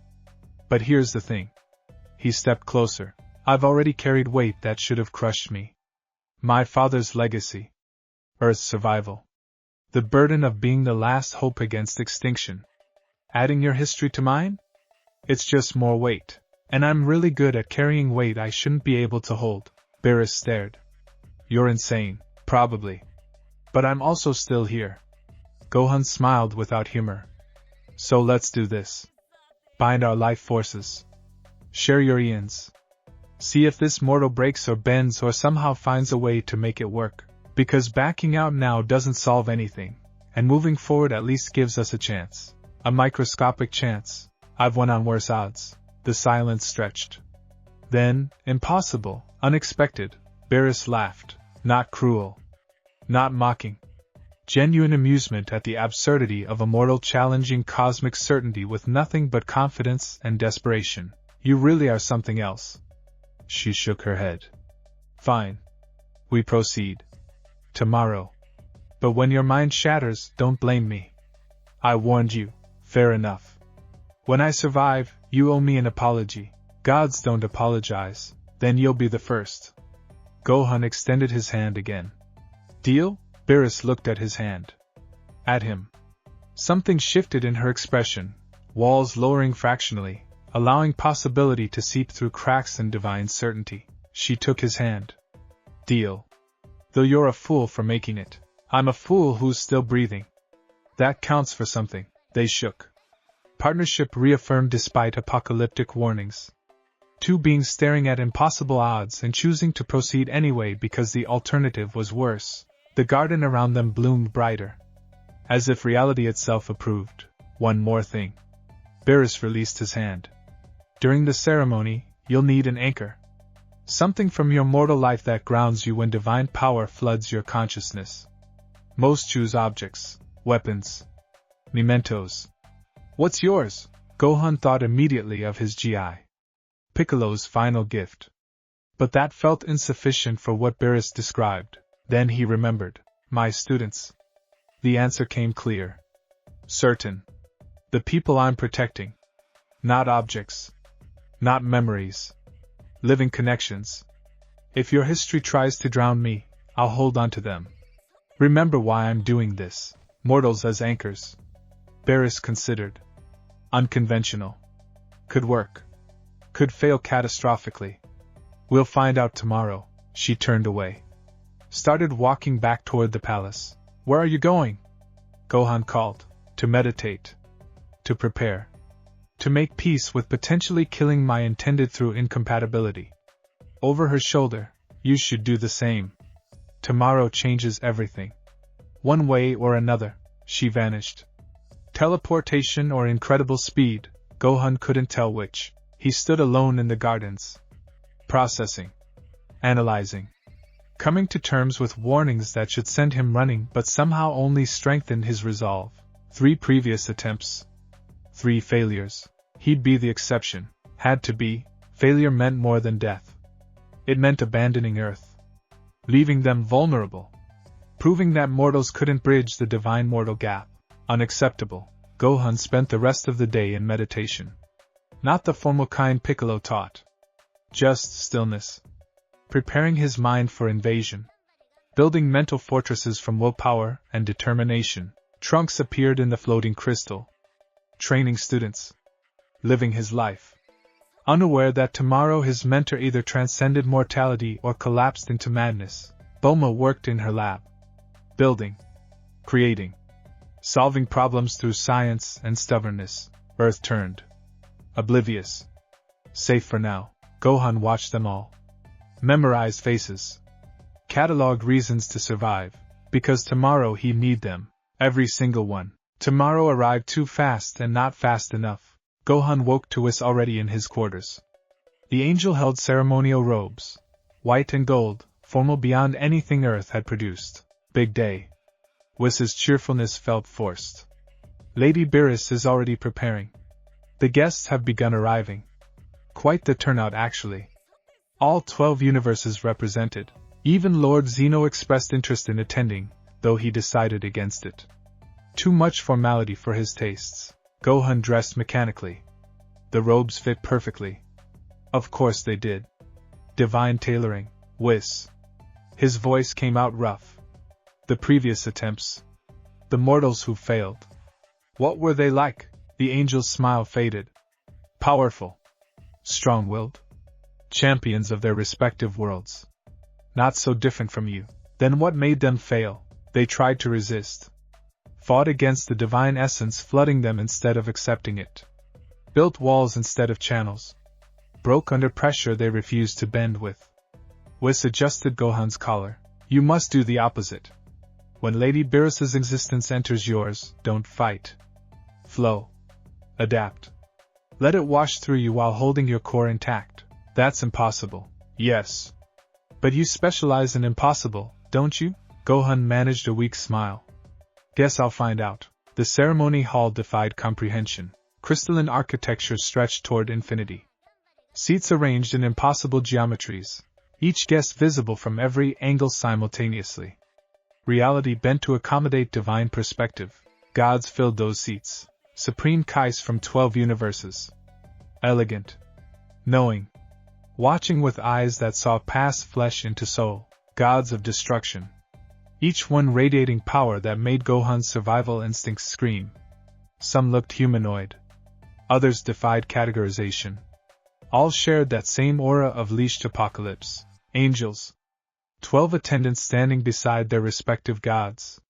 Whis among them, offering an encouraging nod. Mortals scattered throughout. Champions. Warriors. Beings who'd earned their place among divinity through achievement Gohan couldn't guess at. The hall hummed with power. Reality strained to contain this much concentrated existence. And at the end of the aisle, Beerus waited. She wore armor Gohan hadn't seen before. Ceremonial. Ancient. Purple and gold that caught light in ways metal shouldn't. Her ears stood straight. Tail perfectly still. Expression unreadable. But her eyes met his across the distance. For just a moment, Gohan saw past the goddess to the being underneath. Lonely. Uncertain. Hoping this gamble worked but expecting failure, he started walking. Each step echoed through impossible acoustics. Every being present watched. Judged. Calculated his chances of survival. Gohan ignored them all. Focused on Beerus. On the partnership they'd forged from necessity and mutual understanding. On the covenant that would bind them beyond mortality. He reached the altar. Stood beside her. Last chance to run. She murmured it so quietly only he heard. Same to you? I'm a god. I don't run. Good. Neither do I. The Grand Priest appeared. Shorter than Gohan expected. Unassuming. But power radiated from him that dwarfed everyone present combined. This being had created angels. Served Zeno. Existed at the apex of cosmic hierarchy. He smiled pleasantly. Shall we begin? Reality held its breath. The ceremony started with words. Ancient. Formal. Language that predated current universal structure. The Grand Priest spoke them while reality rippled with each syllable. Gohan understood none of it. Felt all of it. Lady Beerus, goddess of destruction for Universe 7. The Grand Priest's voice carried absolute authority. Do you accept this covenant? Bind your existence to mortal limitation? Share power and burden with the one who stands beside you? I accept. Her voice never wavered. Future Gohan, champion and protector of Earth. The Grand Priest turned. Do you accept this covenant? Bind your existence to divine infinity? Share purpose and isolation with the one who stands beside you? Gohan's throat went dry. Every instinct screamed warning. This was the moment. The point of no return. He thought of Trunks, Bulma, his students. Earth spinning in the void, fragile and precious. I accept. Then let the binding commence. The Grand Priest raised his hands. Energy swirled, not ki, something fundamental. The building blocks of reality itself responding to divine will. A circle formed around Gohan and Beerus. Glowing. Pulsing. Drawing them together. Join hands. They did. Her claws careful against his palm. His grip firm but gentle. The covenant requires exchange. The Grand Priest's voice deepened. Life force. Essence. The fundamental truth of your existence is shared completely. This cannot be undone. Cannot be refused. Cannot be survived without absolute commitment to unity. The circle blazed brighter. Gohan of Earth. Open yourself. He didn't know how. But instinct answered where knowledge failed. His ki responded, not to attack or defend, but to receive. Creating channels. Pathways for something beyond mortal understanding. Beerus of the void. Share yourself. Her power moved, like a dam breaking, like reality collapsing, like existence itself pouring into Gohan's consciousness through their joined hands. Pain exploded through every nerve. Not physical. Spiritual. His mind stretched beyond mortal limits as divine essence flooded channels that shouldn't exist. Eons crashed into him, memories not his own. Planets destroyed with casual gestures. Civilizations ended.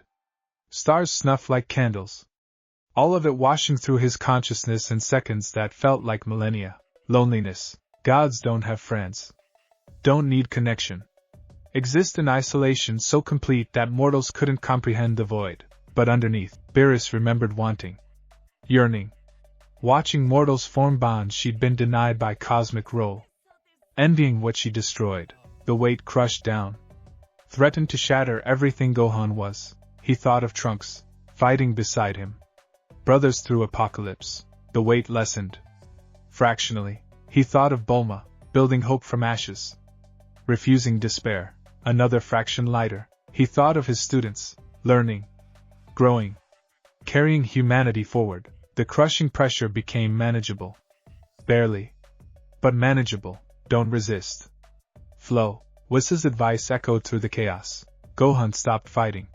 Stopped trying to maintain separation between himself and the divine torrent. Let Beerus's existence wash through him while holding tight to his core. His identity. His reasons. The pain transformed. Still overwhelming. Still impossible. But bearable. Like lifting weight too heavy but refusing to collapse. He felt Beerus's surprise ripple through their connection. Felt her realize he wasn't breaking. Wasn't shattering like the three before him. How? Her thought voice echoed through their bond. Because I've carried the weight of worlds. His answer came instinctively through the connection. Yours is just one more. Then something unexpected. His essence flowed back. Through the covenant. Into her. Mortality meeting divinity in reciprocal exchange. Gohan felt Beerus experience his life. His losses. His battles. The apocalypse that shaped him. The burden of being last hope. The loneliness of strength beyond peers. She recoiled. Tried to pull back. No. His mental voice firm. You wanted connection? Here it is. All of it. Feel what mortality means. So she did. Felt his father's death. The abandonment of being Earth's sole protector at 10 years old. Training under Piccolo. Fighting androids. Losing his arm. The pain of reconstruction. Every moment that forged him. The covenant blazed between them. Two existences meeting. Merging not into unity but partnership. Separate but connected. Individual but bound. The Grand Priest's voice cut through. The binding is complete. Reality snapped back. Gohan's knees buckled. Beerus caught him, divine strength supporting mortal weakness. They stood together, hands still joined, both breathing hard despite one not needing breath. The hall erupted, not applause. Divine beings didn't applaud, but acknowledgement. Power signatures flaring in recognition that the impossible had occurred. A mortal survived covenant with a god. Well, the Grand Priest's smile held genuine surprise. That's unprecedented. Congratulations to you both. Gohan barely heard. His consciousness still reeled from experiencing eons. From carrying memories that weren't his but now felt intimately familiar. From knowing Beerus in ways no being had before. She knew him too. Completely. Absolutely. Their eyes met. Understanding passed between them. Words unnecessary when consciousness had literally merged. We survived. Her thought clear through their bond. We did. His answer equally clear. Now we see if we can live with it. Guess we find out together. The ceremony concluded with formalities Gohan processed distantly.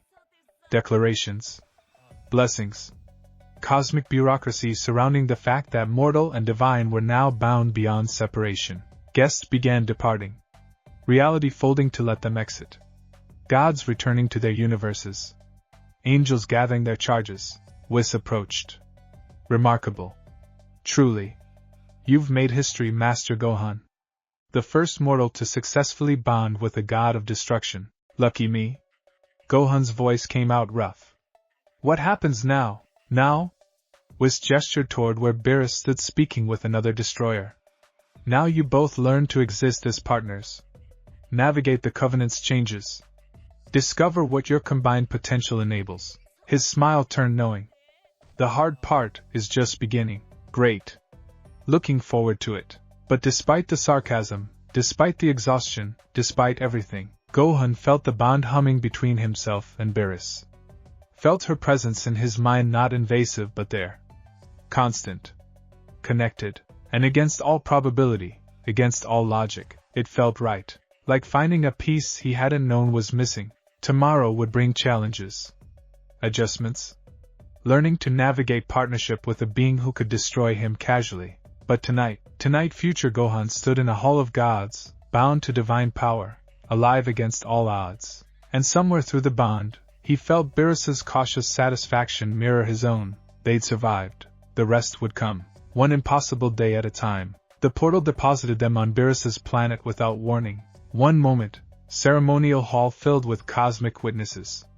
Next moment, purple sky stretching forever overhead, crystalline structures catching light from 3 suns, air that tasted like ozone and something else. Something divine. Gohan's stomach lurched. Teleportation still felt wrong. Physics violating itself. His body existing in 2 places simultaneously before snapping into one. He hit the ground. Hard. Beerus landed beside him. Perfect balance. Effortless grace. Tail swishing in what might have been amusement. Welcome home. Her voice carried odd inflection. Like she wasn't sure which of them the word applied to. Because the Covenant had changed things. Gohan felt it immediately. Her presence in his mind, not invasive, but there. Constant background hum like white noise that had always existed. He could sense her emotions. Curiosity tinged with wariness, satisfaction at his survival mixed with uncertainty about what came next, and she could sense his exhaustion, disorientation, bone-deep weariness from surviving the impossible. Again, you're tired. Statement, not question, little bit. Gohan climbed to his feet. Studied his surroundings. The planet was smaller than Earth. He felt it in the gravity, lighter, easier. The landscape defied conventional geology. Mountains floated. Rivers flowed upward. Gardens grew in fractal patterns that hurt to look at directly. And the palace. Gods above the palace. It rose from purple stone like a living thing. Organic architecture. Curves and angles that shifted when he wasn't looking directly at them. Windows that showed different views depending on viewing angle. Spires that touched the sky and kept going, phasing through reality into somewhere else. It's... Words failed. Overwhelming? Beerus moved toward the entrance. You'll adjust. or go insane. Mortals have done both. Comforting. I don't do comfort. I'm learning that. They walked. Gohan's legs felt heavy despite the reduced gravity. Covenant exhaustion, maybe? Or just processing that his life had fundamentally changed in ways he couldn't fully comprehend yet. The bond hummed between them. Information flowing both directions. He felt Beerus's satisfaction at being home. Her relief at escaping the ceremony's formality. Underneath, curiosity about him, about how he'd survived when others hadn't. She felt his wonder at her world. His analysis of surroundings. Warrior instincts cataloging exits and threats even while exhausted. Stop that. Her ears flattened. Stop what? Analyzing my home like it's a battlefield. You're giving me a headache through the bond. Can't help it. Survival habit. Well, develop new habits. You're safe here. Probably. She pushed open doors that weighed tons. They swung silently. This is my domain. Nothing threatens you without going through me first. The entrance hall stretched impossibly long. Gohan's footsteps echoed in dimensions that shouldn't exist. Art covered the walls. Sculptures from dead civilizations, paintings and colors Earth's spectrum couldn't produce.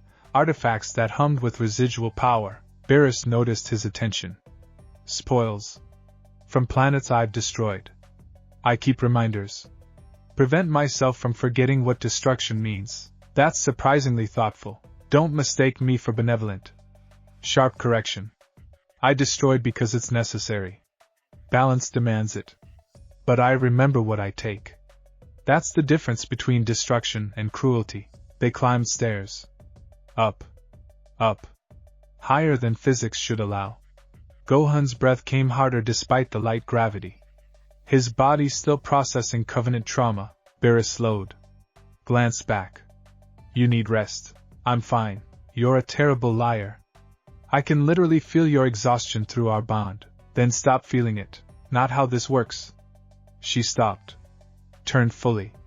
The covenant connects us. Permanently. I feel what you feel. You feel what I feel.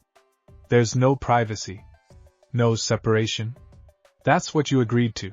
The weight of that statement settled over Gohan like a shroud. No privacy. Ever. Every thought. Every emotion. Every moment of weakness or strength, she'd sense it. And he'd sense hers. Having second thoughts? Beerus's voice carried challenge. Testing. Wondering how anyone does this. Exists this way. Connected to another consciousness constantly. Most don't. Why the previous attempts failed. Mortals crave independence. Privacy. The covenant strips that away. Her tail switched. But you're still standing. So either you're more adaptable than most, or you haven't realized how invasive this gets. Probably both. She almost smiled. Almost. Come. Your quarters are this way. More stairs. Corridors that bent space. Rooms that existed partially in other dimensions. Gohan's mind struggled tracking location. His spatial awareness, normally perfect, couldn't map this place. The architecture refused conventional geometry. They reached a door. Ornate. Crystalline. Pulsing with faint energy. These are yours. Beerus pushed it open. Wisp prepared them. Tried making them feel mortal. Don't know if he succeeded. Gohan entered. The room stole his breath. Massive. Cathedral-sized. But somehow intimate. Furniture that looked Earth normal but felt alien on examination. Windows showing his planet. Actual Earth. Not projection. Real-time view across light years as if the distance meant nothing. A training area. Full gravity chamber. Equipment that looked Saiyan designed. Books. Thousands of them. Earth literature mixed with texts in languages he didn't recognize. And in the center, a bed. Enormous. Ridiculous. Fit for royalty, or a god's consort. The thought hit like physical blow. He was her consort now. Bound. Married in cosmic sense if not romantic. This was his home. His life. His future. Panic clawed up his throat. Beerus caught it through the bond. Her presence sharpened in his mind. Not comforting, she didn't do comfort, but steady. Grounding, breathe. Command, not suggestion, Gohan breathed. forced air into lungs. Centered himself through techniques Piccolo taught lifetime ago. Better? She asked it clinically. Observing symptoms, not caring about cause. Getting there. Good. Because panicking helps nothing. She moved to the windows. Stared at Earth spinning in the void. I know this is difficult. Leaving your world. Binding to me. Existing in a place that defies mortal comprehension. But you agreed. So either adapt or break. Those are your options. You're really bad at pep talks. I'm not here to coddle you. She turned. Golden eyes catching triple sunlight. I'm here to determine if this partnership has any chance of functioning. And right now, you're barely holding together. Just survive the covenant. Cut me some slack. The covenant was the easy part. Easy? Compared to what comes next? Yes. Beerus crossed her arms. You've got my existence in your head now. Eons of memory. Power you can't fully process. And I've got your mortality in mine. Your fears. Your attachments. Your fundamental fragility. We're contaminated with each other, Gohan. And neither of us knows that that's sustainable. The honesty cut deeper than cruelty would have. She was right. He felt it through the bond. Her uncertainty mirroring his. Two beings trying to coexist in partnership neither wanted but couldn't escape. So what do we do? Gohan asked quietly. Learn. Adapt. Figure out what this bond enables and what it costs. She moved toward the door. Rest now. Tomorrow we begin training. See what mortal divine fusion creates. Training? You're bound to a god of destruction. That grants access to power mortals don't normally touch. We need to understand your limits before you accidentally destroy something important. Her tail swished.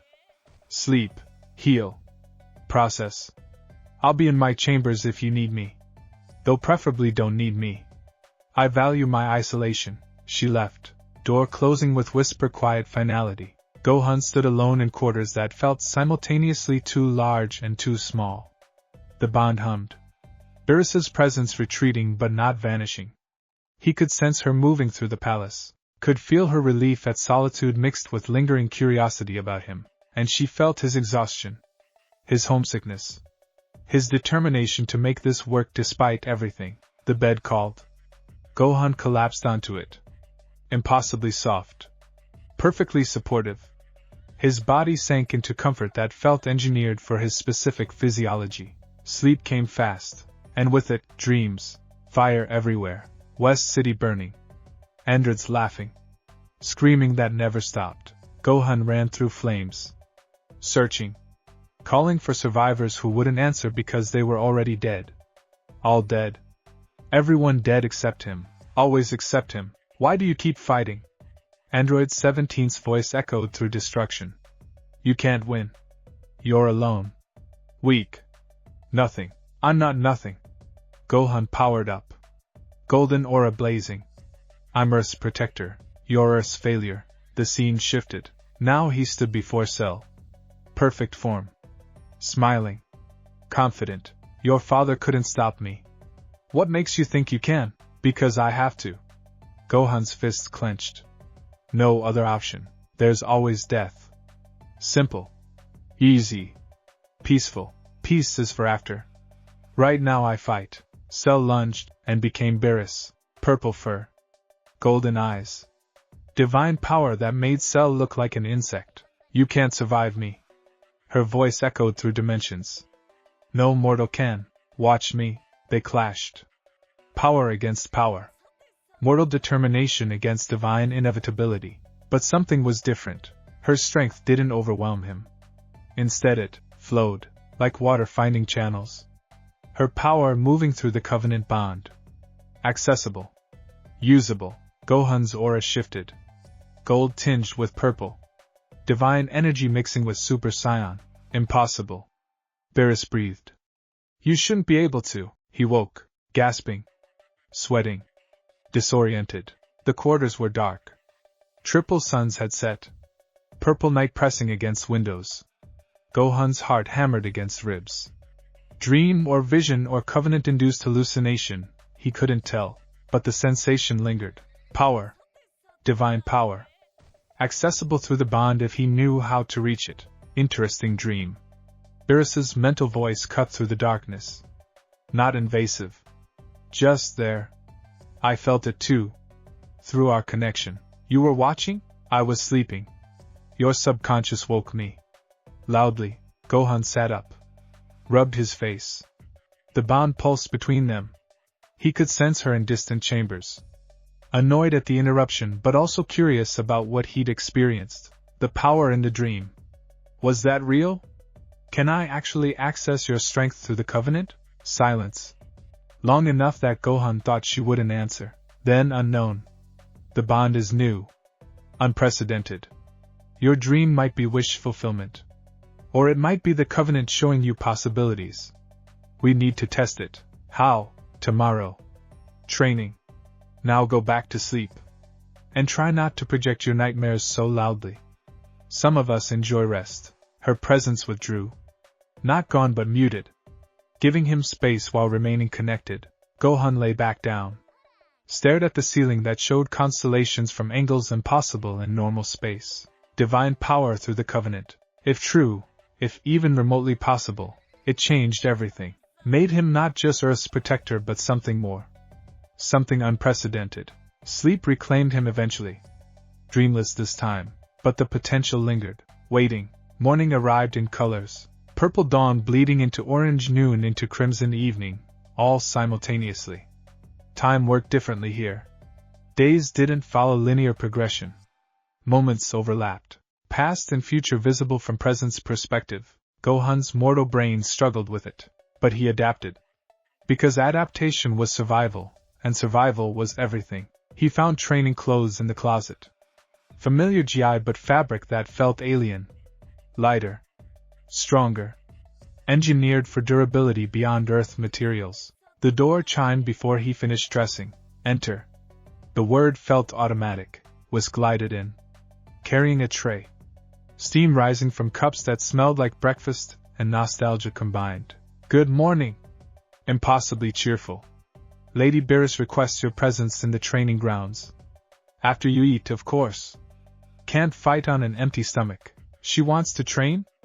Already? She wants to test. Different things. Whis set the tray down. The covenant's potential interests her. Your survival fascinates her, and underneath, though she'd never admit it, I believe she's genuinely curious about you. As a person, not just a cosmic obligation. You got all that from her asking me to train? I've been her attendant for eons. You learned to read subtext? Wis's smile turned knowing. Besides, she's been awake since before dawn. Meditating. Attempting to understand the bond.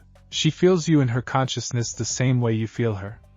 It's disorienting for a being who's existed in isolation for millennia. Gohan ate mechanically. The food tasted perfect. Exactly what his body needed. But his mind was elsewhere, training with Beerus, testing the covenant, discovering if his dream held truth or false hope. One question. Gohan set down his cup. The previous mortals. The ones who failed. Did they dream of divine power before breaking? Whis' expression shifted. Sobered. They did. Dreams were the warning signs. Their subconscious trying to process power they couldn't contain. Usually came just before complete mental collapse. Ice flooded Gohan's veins.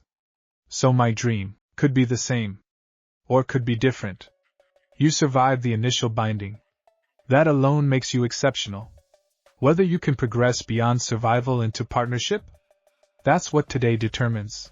Not comforting, but honest. Gohan appreciated honesty more than false reassurance. He finished eating.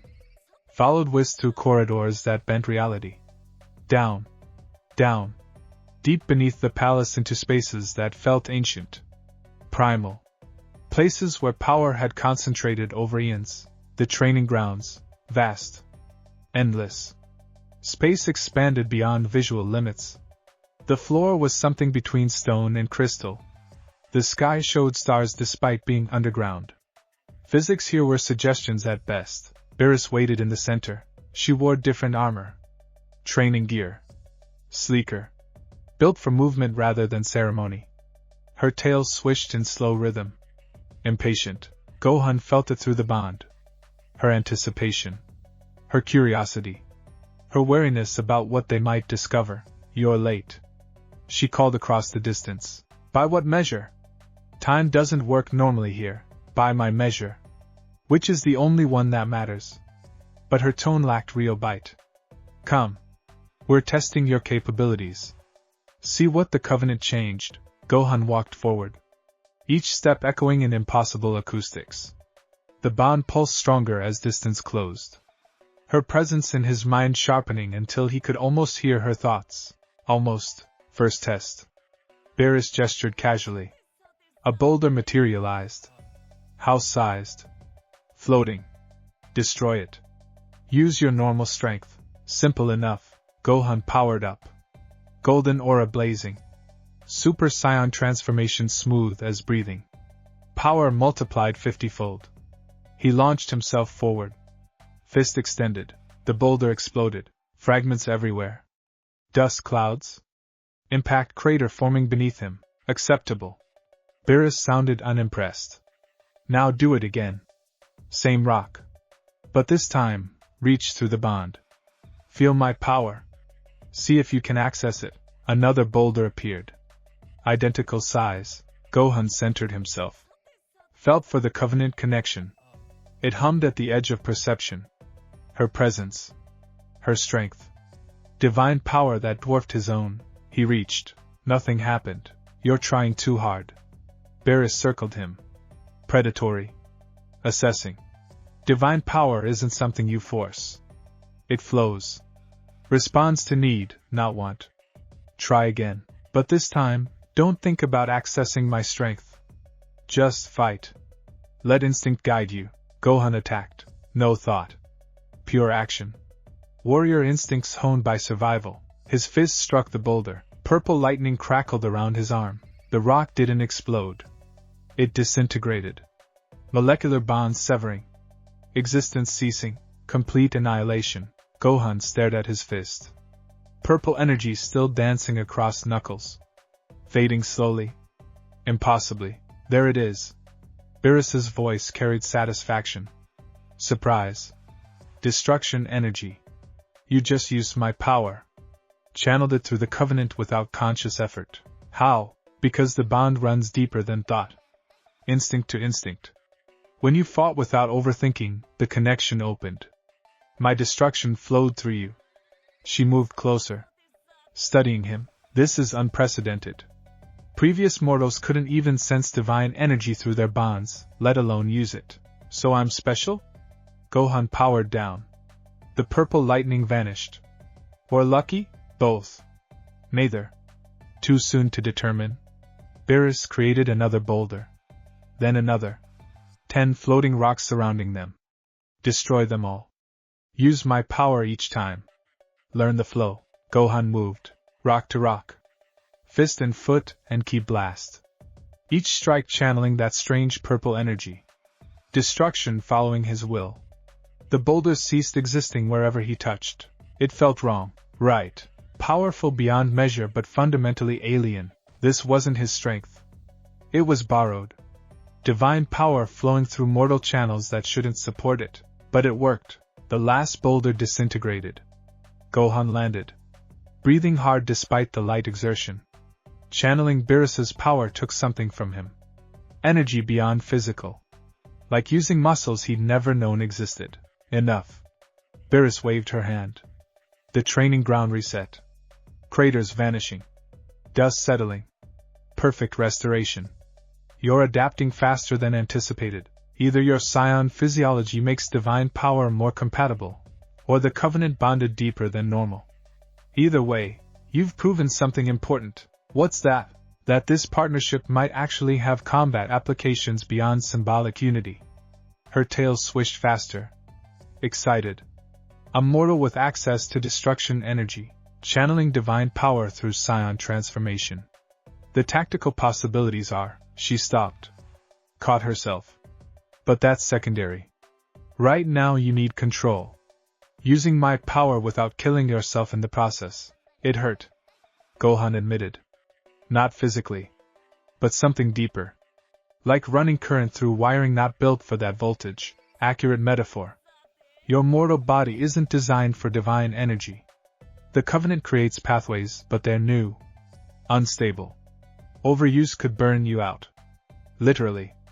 Beerus crossed her arms. We need to establish limits. Find your threshold before you exceed it fatally. How? By pushing until you break.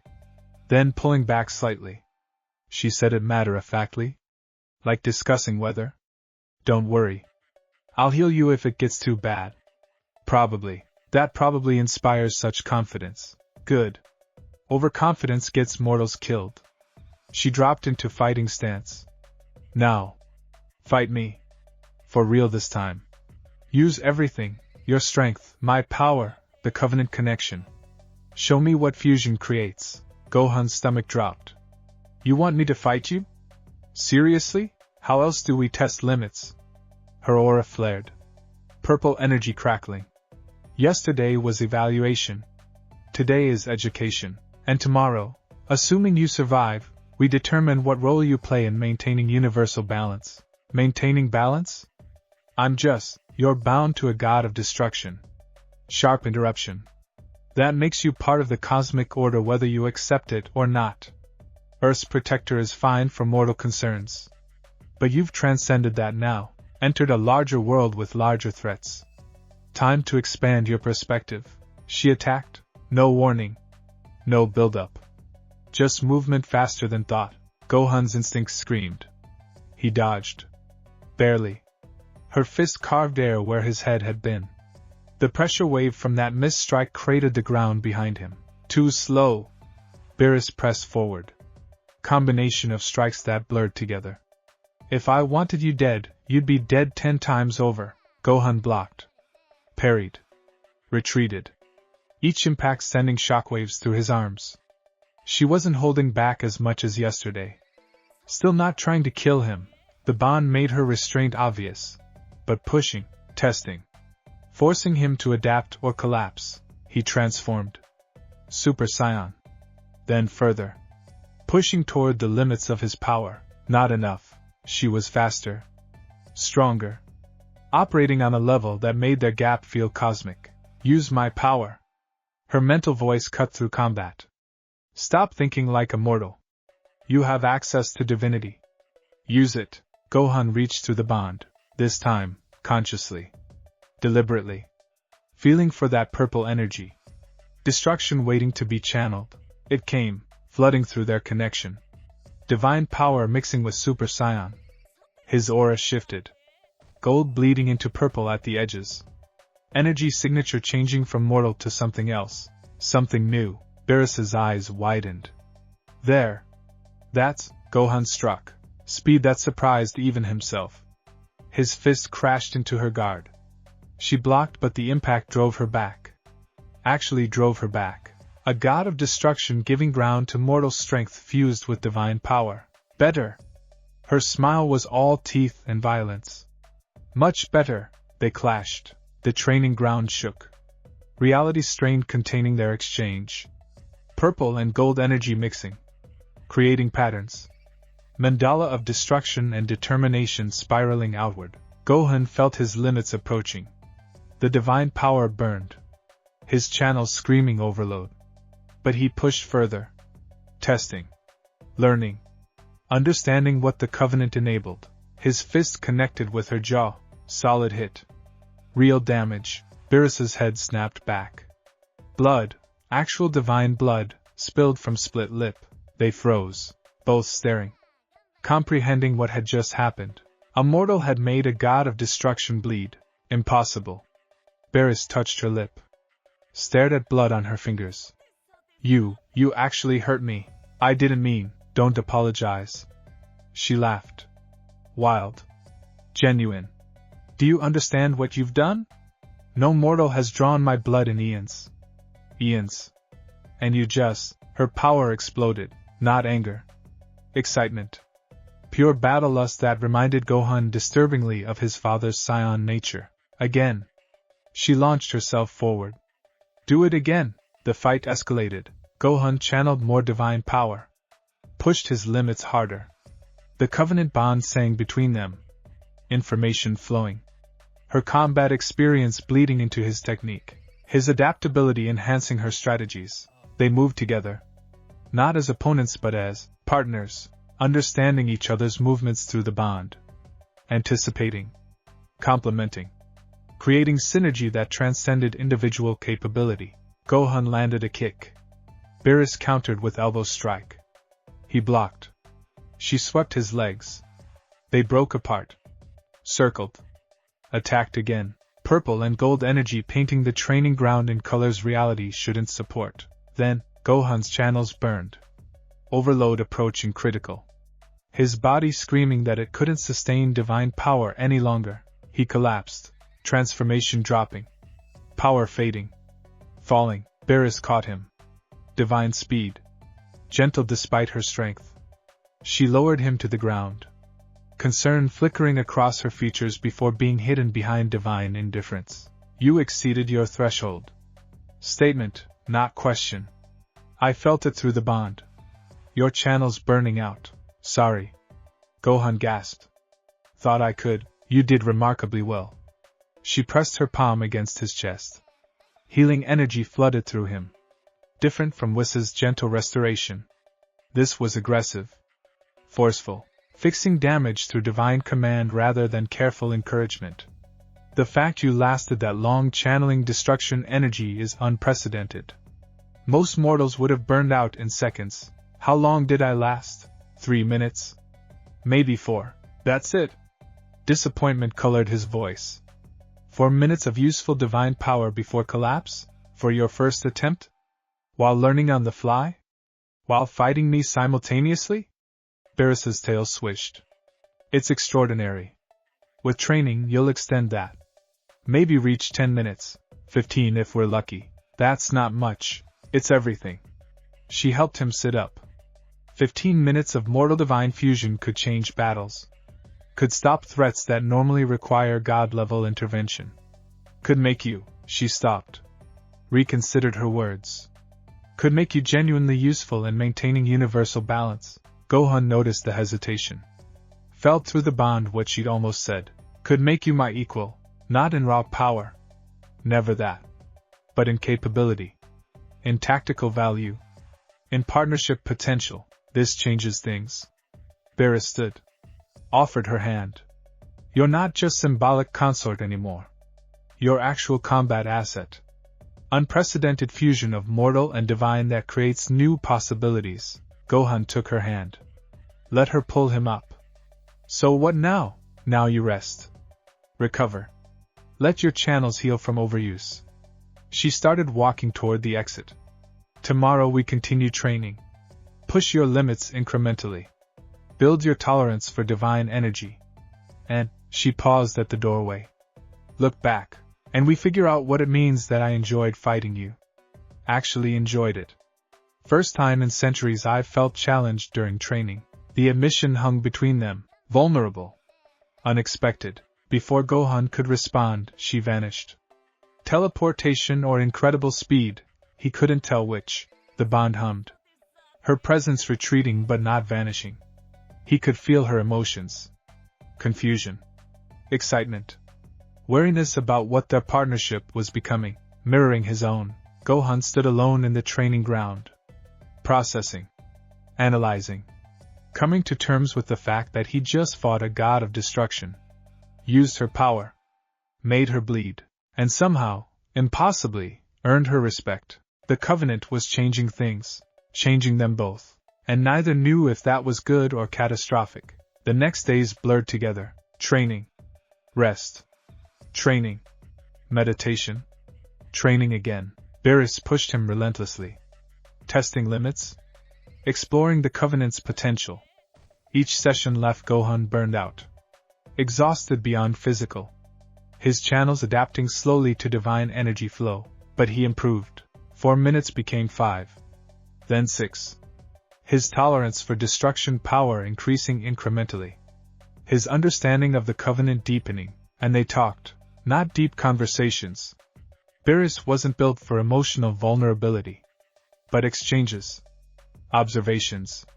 gradually learning each other beyond the bond's surface-level connection. Why destruction? Gohan asked during one rest period. They sat on floating platforms above impossible vistas. Why not creation? Protection? Why is your cosmic role to destroy? Beerus was quiet. Long enough that he thought she wouldn't answer. Then, because creation without destruction becomes stagnation. New life needs space. Old civilizations must fall so young ones can rise. It's not cruelty. It's necessity. But you remember everything you destroy. Yes. Doesn't that hurt? Yes. Single syllable. Absolute honesty through the bond. Then why do it? Because someone must. She stared at distant stars. Balance demands destruction. The universe requires it. And I'm strong enough to bear the weight of necessary evil. That's what makes me God rather than monster. I remember. I care. But I do it anyway. Gohan felt her emotions through the covenant. The genuine burden she carried. Eons of destruction weighing on consciousness that never forgot. Never stopped caring despite appearances. That's lonelier than anything I've experienced. He said it quietly. Probably. Her tail swished. But you're contaminating that now. Through the bond. I feel your mortal connections. Your attachments. Your refusal to accept isolation as inevitable. It's annoying. Good annoying or bad annoying? Haven't decided yet. They sat in silence. Two beings learning to coexist. Building partnership from cosmic obligation and grudging respect. The bond hummed between them, constant. Connected. Neither private nor invasive. Just there, changing them both whether they wanted it or not. 1 week after the ceremony, Gohan woke to commotion. Alarms. If divine palaces had alarms. More like reality vibrating wrongly.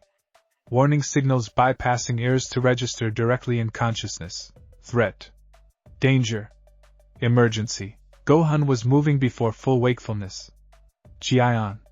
Power rising. Racing through corridors toward the training ground where he sensed Beerus. She stood in the center. Staring at a floating projection. Cosmic display showing. A planet dying. No, being killed. Gohan felt it through the bond. Her recognition. Her anger. Her certainty about what she was witnessing. What's happening? He arrived beside her. Rogue Kais. Her voice carried barely contained fury. Attacking a planet in my universe. Destroying it without authorization. Without balance. She gestured sharply. Chaos. Rebellion. Everything the Grand Priest warned about. The display showed devastation. Civilizations ending. A world burning not from natural disaster but deliberate divine intervention. We have to stop them. Gohan's battle instincts roared. Can we reach that planet?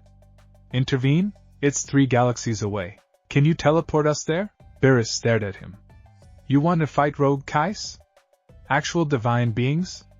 You've barely mastered channeling my power for minutes at a time, so we let them destroy that world? Let those people die. They're already dying. By the time we arrive, they'll be dead, but the Kais will still be there. Still threatening other worlds. Still rebelling against order. Gohan grabbed her arm. Felt her surprise through the bond. You're a god of destruction. This is literally your responsibility. Balance. Order. Stopping chaos. That planet might be lost, but we can prevent the next one. She pulled her arm free. But her expression had shifted. You're right. I hate that you're right. But you are. So we go. Her aura flared. Purple energy crackling. But understand something. Rogue Kais have power mortals don't comprehend. Even with the Covenant, even channeling my strength, you might not survive this. Wouldn't be the first time I fought battles I shouldn't survive. That confidence is going to get you killed. Or it'll save both of us. Guess we find out. Gohan powered up. Golden aura blazing. How do we get there? Beerus placed her hand on his shoulder. Hold on. Teleportation across galaxies is unpleasant for mortals. How unpleasant? You'll wish for death. Briefly, comfort, reality shattered, the universe compressed. Expanded. Folded through dimensions mortal minds weren't built to process. Gohan's consciousness stretched across light years. experiencing every parsec simultaneously, his body existing everywhere and nowhere. Agony. Pure. Absolute. Then, solid ground. Real space. Atmosphere that tasted like ash and despair. Gohan hit his knees. Vomiting. His body rejecting the experience violently. Beerus stood beside him. Unaffected. I warned you. You could have, another wave of nausea. Been more specific. Where's the fun in that? He looked up. They stood on a dying world. Cities burning. Sky the color of dried blood. The air itself screaming with residual destruction energy. And in the distance, figures. 4 of them. Divine beings radiating power that made Gohan's survival instincts scream. Rogue Kais. There. Beerus's voice went cold. Battle mode. 4 signatures. Supreme Kai level but corrupted. Twisted. They're not creating anymore. Just destroying. Mimicking my role without understanding balance. Can we take them? I can. You'll try not to die. She glanced at him. But maybe you'll surprise me again. You're good at that. The rogue Kais noticed them. Turned. One gestured. The ground exploded. Gohan dodged. Barely. Rubble and fire erupting where he'd been standing.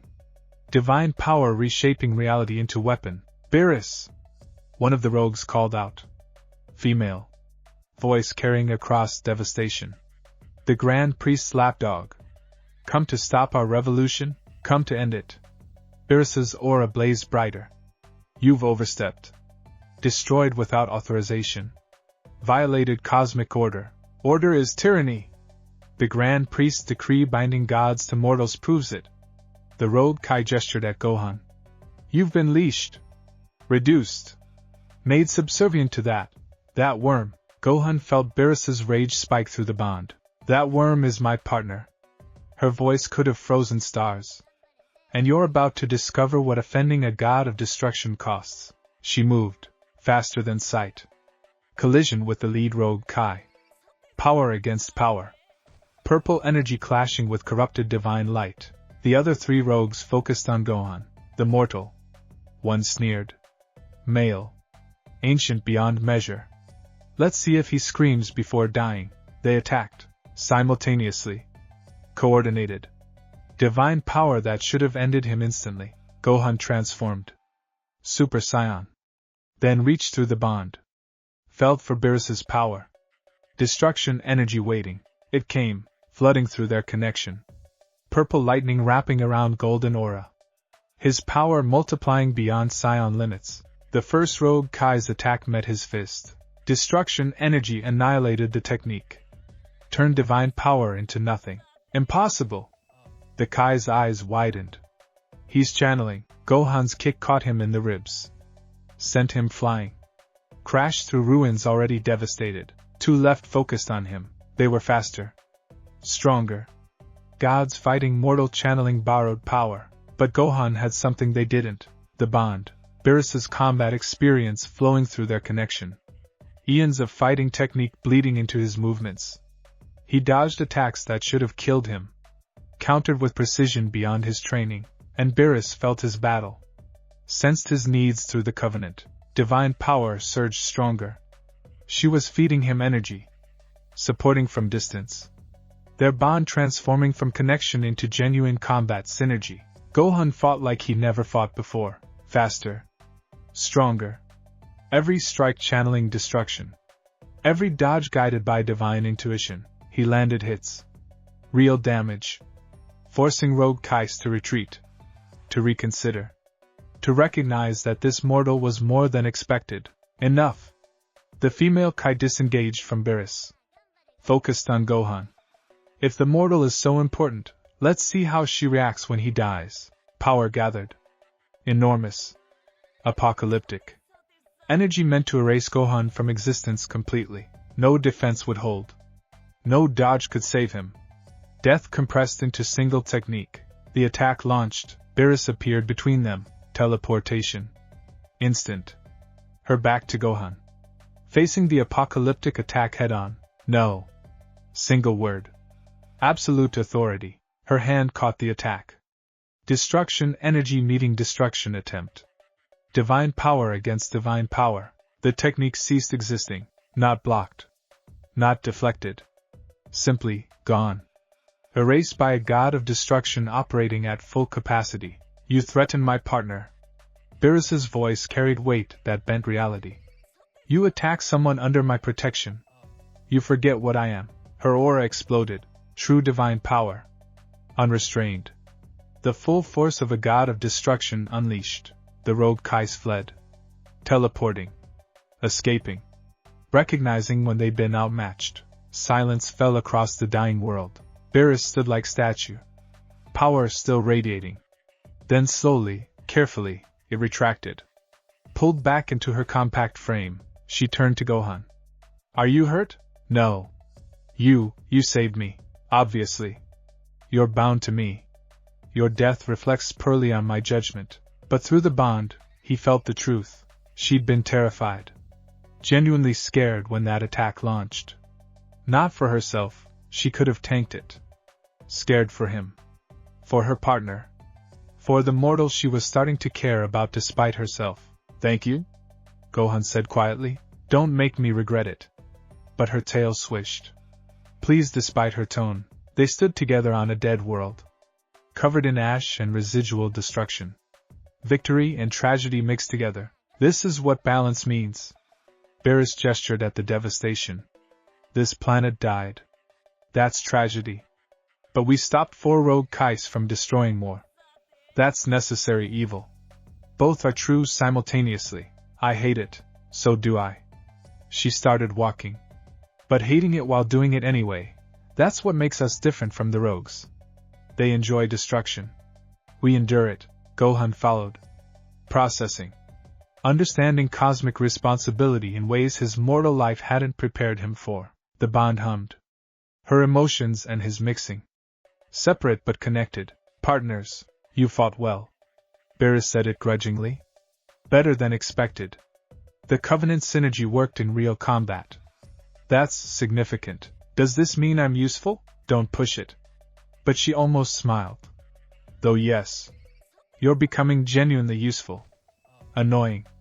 Exhausting. But useful. I'll take it. She placed her hand on his shoulder again. Ready for another unpleasant teleportation? No. But do it anyway. Reality shattered. The universe compressed. And 2 beings, one mortal, one divine, both bound, traveled home across impossible distances. Together. Because that's what the Covenant meant. Partnership forged in necessity. Strengthened through combat. Growing into something neither had expected. Something that might actually work. If they survived long enough to see it through.